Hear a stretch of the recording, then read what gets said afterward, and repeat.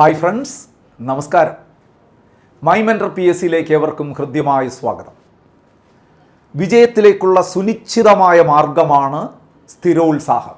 അതുകൊണ്ട് സ്ഥിരോത്സാഹികളായി മാറുക, വിജയം ഉറപ്പുവരുത്തുക. ഏറെ സ്നേഹത്തോടെ ഒരിക്കൽ കൂടി ക്ഷണിക്കുന്നു മൈ മെൻറ്റർ PSCയുടെ ഇന്നത്തെ ക്ലാസ്സിലേക്ക്. ഇന്ന് കേരളം ഭരണവും ഭരണ സംവിധാനവും എന്ന് പറയുന്ന ഏരിയയിൽ നിന്ന് വളരെ പ്രധാനപ്പെട്ട ടോപ്പിക്കുകളിൽ ഒന്നായ ദുരന്ത നിവാരണ അതോറിറ്റി, കേരള സംസ്ഥാന ദുരന്ത നിവാരണ അതോറിറ്റിയുടെ ഒരു റിവിഷൻ ക്ലാസ്സാണിത്. റിവിഷൻ ക്ലാസ് എന്ന് പറയുമ്പോൾ ഈ ക്ലാസ്സിൽ പ്രീവിയസ് ചോദ്യങ്ങളുടെ ഉത്തരം നമ്മൾ വിശകലനം ചെയ്യുന്നു, മോഡൽ ചോദ്യങ്ങൾ അവയുടെ ഉത്തരം വിശകലനം ചെയ്യുന്നു. അങ്ങനെ വളരെ വ്യക്തമായ രീതിയിലുള്ള ഡിസ്കഷനിലൂടെ ഈ ടോപ്പിക്കുമായി ബന്ധപ്പെട്ട നിങ്ങളുടെ മനസ്സിലെ സംശയങ്ങൾ ഇന്ന് ദൂരീകരിക്കപ്പെടുന്നു. അപ്പോൾ എല്ലാവർക്കും ഒരിക്കൽ കൂടി സ്വാഗതം. നമുക്ക് കേരള ദുരന്ത നിവാരണ അതോറിറ്റിയിലേക്ക് പ്രീവിയസ് ചോദ്യങ്ങളിലൂടെ, മോഡൽ ചോദ്യങ്ങളിലൂടെ ഒരു യാത്ര നടത്താം. എല്ലാവരും റെഡിയല്ലേ? നമുക്ക് ആരംഭിക്കാം. അപ്പോൾ ആദ്യത്തെ ചോദ്യത്തിലേക്ക് കടക്കുന്നതിന് മുമ്പ് കേരള ദുരന്ത നിവാരണ അതോറിറ്റിയുടെ പ്രസക്തി എന്താണ് എന്ന് ഞാൻ നിങ്ങളെ ഓർമ്മിപ്പിച്ചുകൊണ്ട് ഈ ചോദ്യങ്ങളിലേക്ക് കടക്കാം. കാരണം ഈ ചോദ്യങ്ങളുടെ പ്രത്യേകത അങ്ങനെയാണ്. കേരള ദുരന്ത നിവാരണ അതോറിറ്റിയെക്കുറിച്ചുള്ള ചോദ്യങ്ങളായതുകൊണ്ട് കേരളത്തിൽ ദുരന്ത നിവാരണ അതോറിറ്റിയുടെ പ്രസക്തി എന്താണെന്ന് നിങ്ങൾ മനസ്സിലാക്കിയതിന് ശേഷം ഈ ചോദ്യങ്ങളിലേക്ക് വന്നാൽ നിങ്ങൾക്ക് വളരെ വേഗത്തിൽ ഉത്തരങ്ങൾ കണ്ടെത്താൻ സാധിക്കും. അപ്പോൾ എന്താണ് കേരളത്തിൽ ദുരന്ത നിവാരണ അതോറിറ്റിയുടെ പ്രസക്തി എന്ന് പറയുന്നത്? നമുക്കറിയാം, കുറച്ചു കാലങ്ങളായി കേരളത്തിൽ പലതരത്തിലുള്ള ദുരന്തങ്ങൾ ഉണ്ടായിക്കൊണ്ടിരിക്കുകയാണ്. കൃത്യമായി പറഞ്ഞാൽ 2016 മുതൽ ഇങ്ങോട്ട് നോക്കിക്കഴിഞ്ഞാൽ 2016 കേരള സംസ്ഥാനത്തിലാകെ വരൾച്ച ബാധിച്ചു. 2017 ആയപ്പോൾ ഓഖി ദുരന്തം, 2018 19 രണ്ട് മഹാപ്രളയങ്ങൾ. ആ 2019 പ്രളയത്തോട് ഒപ്പം തന്നെയാണ് COVID-19 എന്ന മഹാമാരിയും നമ്മളെ പിടികൂടിയത്. COVID-19 അന്താരാഷ്ട്ര തലത്തിൽ ഉള്ള ദുരന്തമായിരുന്നാലും കേരളത്തിൽ അതിൻ്റെ ആഘാതം ഒട്ടും കുറവല്ലായിരുന്നു. അങ്ങനെ വിവിധ ദുരന്തങ്ങളിൽപ്പെട്ട് നമ്മൾ ആകെ ബുദ്ധിമുട്ട് നേരിട്ടുകൊണ്ടിരിക്കുന്ന ഒരു സമയത്ത് ദുരന്ത നിവാരണ അതോറിറ്റി എന്ന് പറയുന്ന ഒരു സ്ഥാപനത്തിന് വളരെയധികം പ്രസക്തിയുണ്ട്. കാരണം ദുരന്തങ്ങൾ മുൻകൂട്ടി നിർണയിക്കുവാനും അതിന് പ്രതിരോധ പ്രവർത്തനങ്ങൾ നടത്തുവാനും, ഇനി ദുരന്തങ്ങൾ ഉണ്ടായിക്കഴിഞ്ഞാൽ ആ ദുരന്തത്തിൻ്റെ ആഘാതം പരമാവധി കുറയ്ക്കുവാനും, ദുരന്തത്തിന് ഇരയായവരെ പുനരധിവസിപ്പിക്കുവാനും, അവർക്ക് വേണ്ട സഹായങ്ങൾ ചെയ്തു കൊടുക്കുവാനും ഒക്കെ ഉത്തരവാദിത്തപ്പെട്ട ഒരു പ്രസ്ഥാനത്തിൻ്റെ പേരാണ് കേരള ദുരന്ത നിവാരണ അതോറിറ്റി. അപ്പോൾ അത് നിങ്ങളുടെ മനസ്സിൽ ആദ്യമേ അങ്ങ് പതിപ്പിച്ചു വയ്ക്കുക. അതായത് ദുരന്ത സാധ്യതകൾ മുൻകൂട്ടി നിശ്ചയിക്കുക, ആ ദുരന്തം ഉണ്ടാകാതിരിക്കാനുള്ള മുൻകരുതലുകൾ എടുക്കുക, ഇനി ദുരന്തം സംഭവിച്ചു കഴിഞ്ഞാൽ അതിൻ്റെ ആഘാതം പരമാവധി കുറയ്ക്കാനുള്ള ശ്രമം നടത്തുക, ദുരന്തത്തിന് ഇരയായവരെ പുനരധിവസിപ്പിക്കുക, അവർക്ക് വേണ്ട സഹായങ്ങൾ ചെയ്തു കൊടുക്കുക തുടങ്ങിയ വളരെ ഉത്തരവാദപ്പെട്ട പ്രവർത്തനങ്ങളാണ് ആര് നടത്തുന്നത്? കേരള ദുരന്ത നിവാരണ അതോറിറ്റി നടത്തുന്നത്. അപ്പോൾ ഓർക്കുക. ഇനി നമുക്ക് ഇത്രയും നിങ്ങൾക്ക് മനസ്സിലായെങ്കിൽ നമ്മൾ ഓരോ ചോദ്യങ്ങളിലേക്കൊന്ന് കടക്കാം. ഈ ചോദ്യം, നമ്മുടെ ആദ്യത്തെ ചോദ്യം നിങ്ങളൊന്ന് ശ്രദ്ധിക്കുക. ഇത് പ്രീവിയസ് ചോദ്യമാണ്. ഏതാനും നാളുകൾക്ക് മുമ്പ് PSC ചോദിച്ച ചോദ്യം തന്നെയാണ്. ഒരു പ്രസ്താവനാ രീതിയിലുള്ള ചോദ്യമാണ്. അപ്പോൾ ഇവിടെ ഈ പ്രസ്താവനാ രീതിയിലുള്ള ചോദ്യം എന്ന് പറയുമ്പോൾ ഇവിടെ നിങ്ങൾ നോക്കുക, 4 പ്രസ്താവനകൾ ഇവിടെ കൊടുത്തിട്ടുണ്ട്. കേരള സംസ്ഥാന ദുരന്ത നിവാരണ അതോറിറ്റിയുമായി ബന്ധപ്പെട്ട തെറ്റായ പ്രസ്താവന അഥവാ പ്രസ്താവനകളെയവ. ഇവിടെ നമുക്ക് ആവശ്യമുള്ളത്, നമ്മുടെ കീവേഡ് എന്താണ്? തെറ്റായ പ്രസ്താവന ആണ് നമുക്ക് വേണ്ടത്. തെറ്റായ. അപ്പോൾ ഇവിടെ ഏതെങ്കിലും തെറ്റായ പ്രസ്താവന ഉണ്ടോ എന്ന് നമുക്കൊന്ന് പരിശോധിക്കാം. കേരള ദുരന്ത നിവാരണ അതോറിറ്റിയുമായി ബന്ധപ്പെട്ടാണ് പറയുന്നത്. നോക്കൂ, 2005 ദുരന്ത നിവാരണ നിയമപ്രകാരം സ്ഥാപിച്ചു. കേരള ദുരന്ത നിവാരണ അതോറിറ്റി നിലവിൽ വന്നത് ഏത് നിയമപ്രകാരമാണ് എന്ന് ചോദിച്ചാൽ 2005 ദേശീയ ദുരന്ത നിവാരണ നിയമപ്രകാരം. അപ്പോൾ ഇതൊരു സ്റ്റാറ്റ്യൂട്ടറി സ്ഥാപനമല്ലേ? ഒരു പാർലമെൻറ്റ് പാസ്സാക്കിയ ഒരു നിയമപ്രകാരം നിലവിൽ വന്നു. കറക്റ്റ് അല്ലേ അത്? ഈ പ്രസ്താവന ശരിയാണ്. നമുക്ക് വേണ്ടത് എന്താണ്? തെറ്റായ പ്രസ്താവന. അപ്പോൾ ഇത് വേണ്ട. രണ്ടാമത്തെ പോയിന്റിലേക്ക് വരാം. സുരക്ഷായനം എന്നതാണ് ദുരന്ത നിവാരണ അതോറിറ്റിയുടെ ആപ്തവാക്യം. ഇതിൻ്റെ മോട്ടോ ഇതാണ്, ടുവേഴ്സ് എ സേഫർ സ്റ്റേറ്റ് എന്ന് ഇംഗ്ലീഷിൽ പറയാം. സുരക്ഷായനം എന്നതാണ് കേരള ദുരന്ത നിവാരണ അതോറിറ്റിയുടെ ആപ്തവാക്യം. ഈ രണ്ടും ശരി തന്നെയാണ്. ഈ രണ്ട് ശരി പ്രസ്താവനകൾ പറയുമ്പോൾ നിങ്ങൾ മനസ്സിലൊരു കാര്യം ഓർത്തോളൂ, ഇത് രണ്ടും OMR ചോദ്യങ്ങളായിട്ട് വരുന്ന പരീക്ഷകൾക്ക് ചോദിക്കാം. ചോദിച്ചുകൂടെ? കേരള സംസ്ഥാന ദുരന്ത നിവാരണ അതോറിറ്റി നിലവിൽ വന്നത് ഏത് നിയമപ്രകാരമാണ്? 2005 ദേശീയ ദുരന്ത നിവാരണ നിയമപ്രകാരം. കേരള സംസ്ഥാന ദുരന്ത നിവാരണ അതോറിറ്റി എന്ത് സ്ഥാപനമാണ്? സ്റ്റാറ്റ്യൂട്ടറി സ്ഥാപനം. എന്തുകൊണ്ട്? പാർലമെൻറ്റിൽ പാസ്സാക്കിയ ഒരു നിയമപ്രകാരം നിലവിൽ വന്നതുകൊണ്ട്. ഈ OMR ചോദ്യം കൂടെ ഇതിൻ്റെ ഭാഗമായി പഠിച്ചു വെച്ചുകൊള്ളുക. ഇനി ഇതും ഒരു OMR ചോദ്യമാണ്, ചോദിച്ചിട്ടുണ്ട്. കേരള സംസ്ഥാന ദുരന്ത നിവാരണ അതോറിറ്റിയുടെ ആപ്തവാക്യം എന്താണ്? ആപ്തവാക്യം സുരക്ഷായനം. അതിൻ്റെ English term towards A safer state എന്നാണ്. സുരക്ഷായനം എന്നതാണ് കേരള ദുരന്ത നിവാരണ അതോറിറ്റിയുടെ ആപ്തവാക്യം. മറക്കാതിരിക്കുക. അപ്പോൾ അതും ശരി പ്രസ്താവന. മൂന്നാമത്തെ നോക്കാം.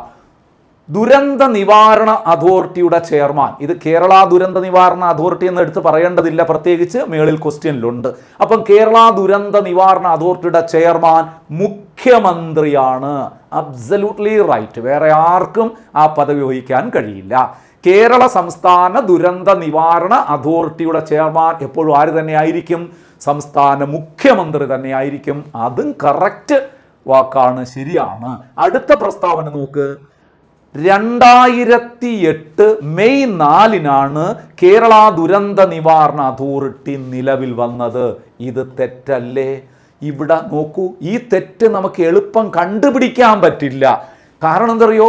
മാസവും തീയതിയും വളരെ കറക്റ്റായിട്ടാണ് തന്നിരിക്കുന്നത്. നമ്മൾ 2007 മെയ് 4 കേരള സംസ്ഥാന ദുരന്ത നിവാരണ അതോറിറ്റി നിലവിൽ വന്നതെന്ന് പഠിച്ചു വച്ചിട്ട് പരീക്ഷയ്ക്ക് ചെല്ലുമ്പോൾ വെപ്രാളത്തിൽ നോക്കുമ്പോൾ 2008 മെയ് 4 മാത്രമേ നമ്മുടെ മനസ്സിൽ പതിയുള്ളൂ. ഉടനെ നമ്മൾ പറയും ശരിയാണ്. പക്ഷേ ഈ ഇയർ ആരും അങ്ങനെ പെട്ടെന്ന് ശ്രദ്ധിക്കാറില്ല. ഇത് തെറ്റാണ്. 2007 എന്ന് തന്നെ പറയണം. 2007 മെയ് 4 കേരള സംസ്ഥാന ദുരന്ത നിവാരണ അതോറിറ്റി നിലവിൽ വന്നത്. മറക്കുകയേ അരുത്. ഇത്രയും നിങ്ങൾക്ക് ക്ലിയറായി. അപ്പോഴിവിടെ എന്താണ് നമുക്ക് വേണ്ട? തെറ്റായ പ്രസ്താവനയല്ലേ? അപ്പോൾ തെറ്റായ പ്രസ്താവനയുടെ ഒന്ന് മാത്രമല്ലേ ഉള്ളൂ? 4. ഇനി ഓപ്ഷനിലേക്ക് വരാം. 4 മാത്രം എന്നെവിടെയെങ്കിലും കിടപ്പുണ്ടോ? ദാ കിടപ്പുണ്ട്, എ ഓപ്ഷൻ. 4 മാത്രം. അപ്പോൾ എ അല്ലേ ഇവിടെ ആൻസർ? ക്ലിയർ ആയില്ലേ? അപ്പോൾ ഇതിൻ്റെ ഈ ചോദ്യങ്ങൾ നിങ്ങൾക്ക് മനസ്സിലായി. അനുബന്ധമായിട്ട് ഞാൻ 1-2 കാര്യങ്ങളും കൂടെ പറഞ്ഞിട്ട് അടുത്ത ചോദ്യത്തിലേക്ക് പോകാം. എന്താണ്? നമ്മൾ ദുരന്ത നിവാരണ അതോറിറ്റിയെക്കുറിച്ച് പഠിക്കുമ്പോൾ ഒരു ഡേറ്റ് കൂടെ മനസ്സിൽ ഓർമ്മിച്ചോളുക. അന്താരാഷ്ട്ര ദുരന്ത നിവാരണ ദിനം ആയി ആചരിക്കുന്നത് എന്നാണ്. അന്താരാഷ്ട്ര ദുരന്ത നിവാരണ ദിനം പരീക്ഷയ്ക്ക് ചോദിച്ചിട്ടുണ്ട്. അതുകൊണ്ട് ഇതിനോടൊപ്പം അതുകൂടി ചേർത്ത് പഠിച്ചുകൊള്ളുക. അന്താരാഷ്ട്ര ദുരന്ത നിവാരണ ദിനം എന്നാണ് ഒക്ടോബർ മാസം 13-ാം തീയതി. എന്നാണ് ഒക്ടോബർ 13-ാം തീയതി അന്താരാഷ്ട്ര ദുരന്ത നിവാരണ ദിനം. ഈ ഒക്ടോബർ 13 എന്ന് കേൾക്കുമ്പോൾ മറ്റൊരു പ്രധാനപ്പെട്ട ചോദ്യത്തിൻ്റെ ഉത്തരവും കൂടിയാണല്ലോ അത്. ആർക്കെങ്കിലും ഓർമ്മ വരുന്നുണ്ടോ? ഇതുമായി ബന്ധപ്പെട്ടതല്ല, പക്ഷേ പരീക്ഷയ്ക്ക് സ്ഥിരം ചോദിക്കുന്നത് കൊണ്ട് ഞാൻ അതുകൂടി ഓർമ്മിപ്പിക്കുകയാണ്. കേരള സ്പോർട്സ് ഡേ ആണ്. കേരള കായിക ദിനമായി ആചരിക്കുന്നതും ഈ ദിവസമാണ് എന്ന് നിങ്ങൾ ഓർത്തോളുക. അതിൻ്റെ അനുബന്ധമായിട്ടൊരു ചോദ്യം കൂടെ പഠിച്ചോളുക. എന്തുകൊണ്ടാണ് ഒക്ടോബർ 13 കേരള കായിക ദിനമായി ആചരിക്കുന്നത്? കായിക കേരളത്തിൻ്റെ പിതാവായ GV രാജ, ഗോദവർമ്മ രാജയുടെ ജന്മദിനമാണ് ഒക്ടോബർ 13-ാം തീയതി. മറന്നു പോകരുത്. കേരള സ്പോർട്സ് ഡേ ആണ്. ഇന്ത്യൻ നാഷണൽ സ്പോർട്സ് ഡേ എന്ന് പറയരുത്. അത് ഓഗസ്റ്റ് 29 അതും കൂടെ ഓർത്തോളൂ. ഓഗസ്റ്റ് 29 അതാരുടെ ജന്മദിനമാണ്? ഹോക്കി മാന്ത്രികനായ ധ്യാൻ ചന്ദിന്റെ ജന്മദിനമാണ് ഓഗസ്റ്റ് 29. അത് നാഷണൽ സ്പോർട്സ് ഡേ. അപ്പോൾ ഈ ചോദ്യം പഠിച്ചപ്പോൾ 2 അഡീഷണൽ ചോദ്യങ്ങളും കൂടെ ഞാൻ നിങ്ങളെ ഓർമ്മിപ്പിച്ചു. അതൊക്കെ സ്ഥിരം ആവർത്തിക്കപ്പെടുന്ന ചോദ്യമായതുകൊണ്ട് ഓർമ്മിപ്പിച്ചതാണ്. നിങ്ങൾ ദുരന്ത നിവാരണ അതോറിറ്റിയുമായി ബന്ധപ്പെട്ട് പറയുമ്പോൾ എന്തിന് സ്പോർട്സ് ഡേ പറഞ്ഞു എന്ന് ചോദിക്കരുത്. കാരണം അതുമായി ബന്ധപ്പെട്ടൊരു ഡേറ്റ് പറഞ്ഞപ്പോൾ ഞാൻ റിലേറ്റ് ചെയ്ത് പറഞ്ഞു എന്നേ ഉള്ളൂ. നമ്മൾ അങ്ങനെയാണല്ലോ പഠിക്കുന്നത്. അപ്പോൾ അന്താരാഷ്ട്ര ദുരന്ത നിവാരണ ദിനം എന്നാണ് ഒക്ടോബർ 13. അത് കേരളത്തിലെ സ്പോർട്സ് ഡേ ആണ്. ആരുടെ ജന്മദിനമാണ്? GV രാജ, കായിക കേരളത്തിൻ്റെ പിതാവ്. ഇനി അത് നാഷണൽ സ്പോർട്സ് ഡേ എന്നാണ്. അത് ഓഗസ്റ്റ് 29. അതാരുടെ ജന്മദിനമാണ്? ഹോക്കി മാന്ത്രികനായ ധ്യാൻ ചന്ദിൻ്റെ ജന്മദിനം. ഓക്കെ അല്ലേ? അപ്പോൾ ഈ ചോദ്യവുമായി ബന്ധപ്പെട്ട് അതിൻ്റെ ഭാഗമായിട്ട് കുറച്ച് കാര്യങ്ങളൊക്കെ നമ്മൾ ഡിസ്കസ് ചെയ്തു. നിങ്ങൾക്കിത് മനസ്സിലായിട്ടുണ്ടാവുന്ന ഉത്തമ വിശ്വാസത്തോടു കൂടി 2ാമത്തെ ചോദ്യത്തിലേക്ക് ഞാൻ കടക്കുകയാണ്. നോക്കൂ, അടുത്ത ചോദ്യം എന്താണെന്ന് നമുക്കൊന്ന് പരിശോധിക്കാം. താഴെ പറയുന്നവയിൽ കേരള ദുരന്ത നിവാരണ അതോറിറ്റിയിൽ മെമ്പർ അല്ലാത്തതാര്? Very important. അപ്പോഴവിടെ 1-2 കാര്യങ്ങൾ ഓർക്കുക. കേരള ദുരന്ത നിവാരണ അതോറിറ്റിയിൽ എത്ര അംഗങ്ങളുണ്ടായിരിക്കും? വെരി ഇമ്പോർട്ടൻ്റ് ചോദ്യമാണ്. നിങ്ങൾ പറയണം. 10 അംഗങ്ങളാണ്. പരമാവധി അംഗസംഖ്യയാണ്. 10 പേരാകാം. 10 പേരൊന്നും ഉണ്ടാകണമെന്നില്ല, എങ്കിലും 10 പേരാകാം കേരള ദുരന്ത നിവാരണ അതോറിറ്റിയുടെ അംഗസംഖ്യ. അതിൽ ഒരു ചെയർമാനും 9 അംഗങ്ങളും. ചെയർമാൻ എന്ന് പറയുന്നത് മുഖ്യമന്ത്രിയാണെന്ന് കഴിഞ്ഞ ചോദ്യത്തിൽ നമ്മൾ വ്യക്തമാക്കി. കേരള സംസ്ഥാന ദുരന്ത നിവാരണ അതോറിറ്റിയുടെ ചെയർമാൻ എപ്പോഴും ആരായിരിക്കും? മുഖ്യമന്ത്രിയായിരിക്കും. ഇനി ഇതിലെ അംഗങ്ങൾ 10 പേരാകാമെന്ന് പറഞ്ഞു. നമുക്ക് ഒന്ന് പരിശോധിക്കാം. ആരൊക്കെയാണ് ഇതിൻ്റെ അംഗങ്ങൾ? ഇവിടെ പറഞ്ഞിരിക്കുന്നു മുഖ്യമന്ത്രി, റവന്യൂ മന്ത്രി, ആരോഗ്യവകുപ്പ് മന്ത്രി, കൃഷി വകുപ്പ് മന്ത്രി. ഇതിൽ അല്ലാത്തവരാണ്. മെമ്പർ ആരെന്നല്ല ചോദിച്ചത്, മെമ്പർ അല്ലാത്തത്. പക്ഷെ അപ്പം മെമ്പർ ആരാണെന്ന് നോക്കിയിട്ട്, മെമ്പേഴ്സ് ആരാണെന്ന് നോക്കിയിട്ട് ഈ ചോദ്യത്തിലേക്ക് വരുന്നതല്ലേ നല്ലത്? അപ്പം നിങ്ങൾ പഠിക്കാൻ വളരെ എളുപ്പത്തിൽ ഓർമ്മിച്ചുകൊള്ളുക. കേരളത്തിൻ്റെ ഭരണരംഗത്ത് ഏറ്റവും തലവനായ മുഖ്യമന്ത്രി, CM, ചെയർമാനാണ്, ഒരംഗമാണ്. മനസ്സിലാകുന്നുണ്ടല്ലോ? അപ്പോൾ ഒരാളായി കഴിഞ്ഞു. അപ്പം കേരളത്തിലെ ഏറ്റവും വലിയ മന്ത്രി, പ്രമുഖനായ മന്ത്രി. ഇനി ഉടനെ പഠിച്ചോളൂ, കേരളത്തിലെ ഏറ്റവും ഉയർന്ന സർക്കാർ ഉദ്യോഗസ്ഥൻ അതാരാണ്? കേരളത്തിലെ ഏറ്റവും ഉയർന്ന സർക്കാർ ഉദ്യോഗസ്ഥൻ അതാരാണ്? ചീഫ് സെക്രട്ടറിയാണ്. നിങ്ങൾക്കറിയാം, ചീഫ് സെക്രട്ടറി. അദ്ദേഹം ഇതിലൊരംഗമാണ്. അപ്പം കേരളത്തിലെ ഏറ്റവും ഉയർന്ന ഒരു മന്ത്രി, കേരളത്തിലെ ഏറ്റവും ഉയർന്ന ഉദ്യോഗസ്ഥൻ, സർക്കാർ ഉദ്യോഗസ്ഥൻ. 2 അംഗങ്ങളായില്ലേ? ഇനി ഞാൻ ചോദിക്കട്ടെ, കേരളത്തിൽ ദുരന്ത നിവാരണ പ്രവർത്തനങ്ങളെ ഏകോപിപ്പിക്കുക, വിവിധ വകുപ്പുകളെ ഏകോപിപ്പിച്ചുകൊണ്ട് ദുരന്ത നിവാരണ പ്രവർത്തനങ്ങൾക്ക് നേതൃത്വം നൽകാൻ ഉത്തരവാദപ്പെട്ട വകുപ്പ് ഏത്? ചോദ്യമാണ്. റവന്യൂ വകുപ്പ് എന്ന് തന്നെ നിങ്ങൾ പറയണം. അപ്പോൾ കേരളത്തിൽ ദുരന്ത നിവാരണ പ്രവർത്തനങ്ങളുടെ ഏകോപനം ഏത് വകുപ്പിൻ്റെ ചുമതലയാണ് എന്ന് ചോദിച്ചാൽ റവന്യൂ വകുപ്പ്.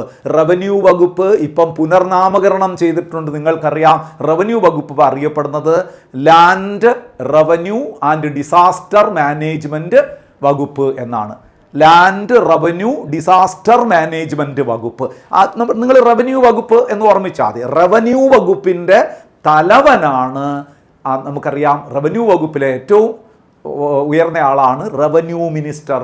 അപ്പോൾ റവന്യൂ വകുപ്പ് മന്ത്രി, റവന്യൂ മിനിസ്റ്റർ, റവന്യൂ. അപ്പോൾ അവിടെ ഓർത്തോളണം. ഇവിടെ ഉടനെ തന്നെ ഒരു 3 പേരുടെ പേര് പഠിച്ചു വെച്ചോളൂ. ഇതിലെ ചെയർമാൻ ആരാണ്? മുഖ്യമന്ത്രി. വൈസ് ചെയർമാൻ റവന്യൂ വകുപ്പ് മന്ത്രി. കേരള ദുരന്ത നിവാരണ അതോറിറ്റിയുടെ വൈസ് ചെയർമാൻ എപ്പോഴും ആരായിരിക്കും? റവന്യൂ വകുപ്പ് മന്ത്രി. ഇനി കേരള ദുരന്ത നിവാരണ അതോറിറ്റിയുടെ ചീഫ് എക്സിക്യൂട്ടീവ് ഓഫീസർ, മുഖ്യ കാര്യനിർവഹണ ഉദ്യോഗസ്ഥൻ ആരായിരിക്കും? ചീഫ് സെക്രട്ടറി ആയിരിക്കും. ഇത് 3 OMR ചോദ്യങ്ങളാണ്. അടിവരയിട്ട് ഇപ്പം തന്നെ പഠിച്ചു വെച്ചോളൂ. ഇനി പിന്നെ മാറ്റിവെക്കണ്ട. കേരള സംസ്ഥാന ദുരന്ത നിവാരണ അതോറിറ്റിയുടെ ചെയർമാൻ മുഖ്യമന്ത്രി, വൈസ് ചെയർമാൻ റവന്യൂ വകുപ്പ് മന്ത്രി, CEO, അതായത് ചീഫ് എക്സിക്യൂട്ടീവ് ഓഫീസർ, മുഖ്യ കാര്യനിർവഹണ ഉദ്യോഗസ്ഥൻ. ആരാണ്? അത് ചീഫ് സെക്രട്ടറിയാണ്. അപ്പൊ 3 അംഗങ്ങളായില്ലേ? മുഖ്യമന്ത്രിയും അതുപോലെ തന്നെ ചീഫ് സെക്രട്ടറിയും. മന്ത്രിയിലെ ഏറ്റവും ഉയർന്നയാള്, സർക്കാർ ഉദ്യോഗത്തിലെ ഏറ്റവും ഉയർന്നയാള്, 2 പേര്. ഇനി റവന്യൂ വകുപ്പ് മന്ത്രിയും റവന്യൂ സെക്രട്ടറിയും. അടുത്തത് റവന്യൂ സെക്രട്ടറി എന്ന് പറയുമ്പം റവന്യൂ ഡിപ്പാർട്ട്മെന്റിന്റെ അഡീഷണൽ ചീഫ് സെക്രട്ടറി. അതിനാണ് നമ്മളിവിടെ റവന്യൂ സെക്രട്ടറി എന്ന് ഉദ്ദേശിക്കുന്നതാണ്. റവന്യൂ ഡിപ്പാർട്ട്മെന്റിലെ അഡീഷണൽ ചീഫ് സെക്രട്ടറിയാണ് മറ്റൊരംഗം. അവിടെയും ഒരു OMR ചോദ്യമുണ്ട്, നമുക്കതെല്ലാം പറഞ്ഞു പോകാം, നിങ്ങൾ പഠിച്ചു പോവുക.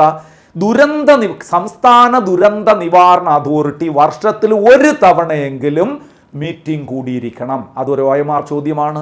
സംസ്ഥാന ദുരന്ത നിവാരണ അതോറിറ്റി വർഷത്തിൽ 1 തവണയെങ്കിലും എന്ത് ചെയ്തിരിക്കണം? മീറ്റിംഗ് കൂടിയിരിക്കണം. സംസ്ഥാന ദുരന്ത നിവാരണ അതോറിറ്റിയുടെ മീറ്റിംഗ് വിളിച്ചുകൂട്ടാനുള്ള ഉത്തരവാദിത്വം ആർക്കാണെന്ന് ചോദിച്ചാൽ അത് ഇദ്ദേഹത്തിനാണ്, റവന്യൂ സെക്രട്ടറി. റവന്യൂ ഡിപ്പാർട്ട്മെന്റിന്റെ അഡീഷണൽ ചീഫ് സെക്രട്ടറിക്കാണ് ദുരന്ത നിവാരണ അതോറിറ്റിയുടെ സമ്മേളനം വിളിച്ചുകൂട്ടാനുള്ള അധികാരമുള്ളത്. മറക്കരുത്. അപ്പൊ എത്ര പേരായി? മുഖ്യമന്ത്രി, ചീഫ് സെക്രട്ടറി, റവന്യൂ മന്ത്രി, റവന്യൂ സെക്രട്ടറി അല്ലെങ്കിൽ റവന്യൂ ഡിപ്പാർട്ട്മെന്റിന്റെ അഡീഷണൽ ചീഫ് സെക്രട്ടറി. ക്ലിയർ ആയല്ലോ? ഇനി നോക്കൂ, ഒരു ദുരന്തം നടന്നു കഴിഞ്ഞാൽ അവിടെ ആ ദുരന്ത നിവാരണ പ്രവർത്തനങ്ങൾക്ക് ആദ്യമായി ഓടിയെത്തുന്ന ഒരു വകുപ്പുണ്ടല്ലോ. ആ വകുപ്പ് ഏതാണ്? നിങ്ങൾ നോക്കൂ, ഒരു തീപിടുത്തം നടന്നു, അല്ലെങ്കിൽ ഒരു വെള്ളപ്പൊക്കം വന്നു, അവിടെയുള്ള ആൾക്കാരെയൊക്കെ രക്ഷിച്ചു കൊണ്ടുപോകാൻ ഓടിയെത്തുന്ന ഒരു വകുപ്പുണ്ടല്ലോ, ഫോഴ്സ്, പോലീസ് വകുപ്പ്. അപ്പോൾ ഏതാണ്? ഹോം മിനിസ്റ്റർ ഇതിൻ്റെ തലവനായിരിക്കുമല്ലോ, തീർച്ചയായിട്ടും. അപ്പോൾ ആഭ്യന്തര വകുപ്പ്, ഹോം മിനിസ്റ്റർ എപ്പോഴും ഇതിൻ്റെ ഒരംഗമായിരിക്കും.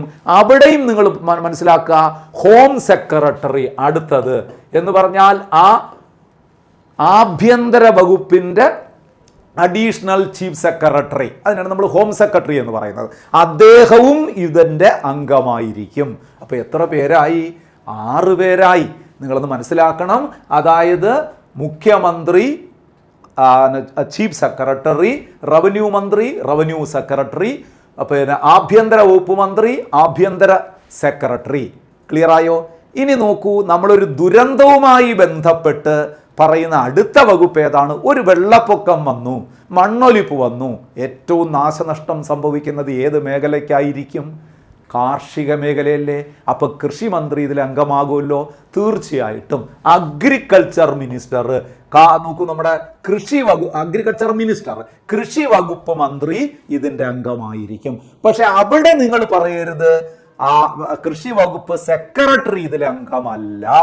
ഇത് രണ്ടും പറഞ്ഞതുപോലെ നിങ്ങൾ ഇതിന്റെ സെക്രട്ടറി എന്ന് പറയരുത്. അത് കൃഷി മന്ത്രി മാത്രമേ ഇതിനകത്തുള്ളൂ.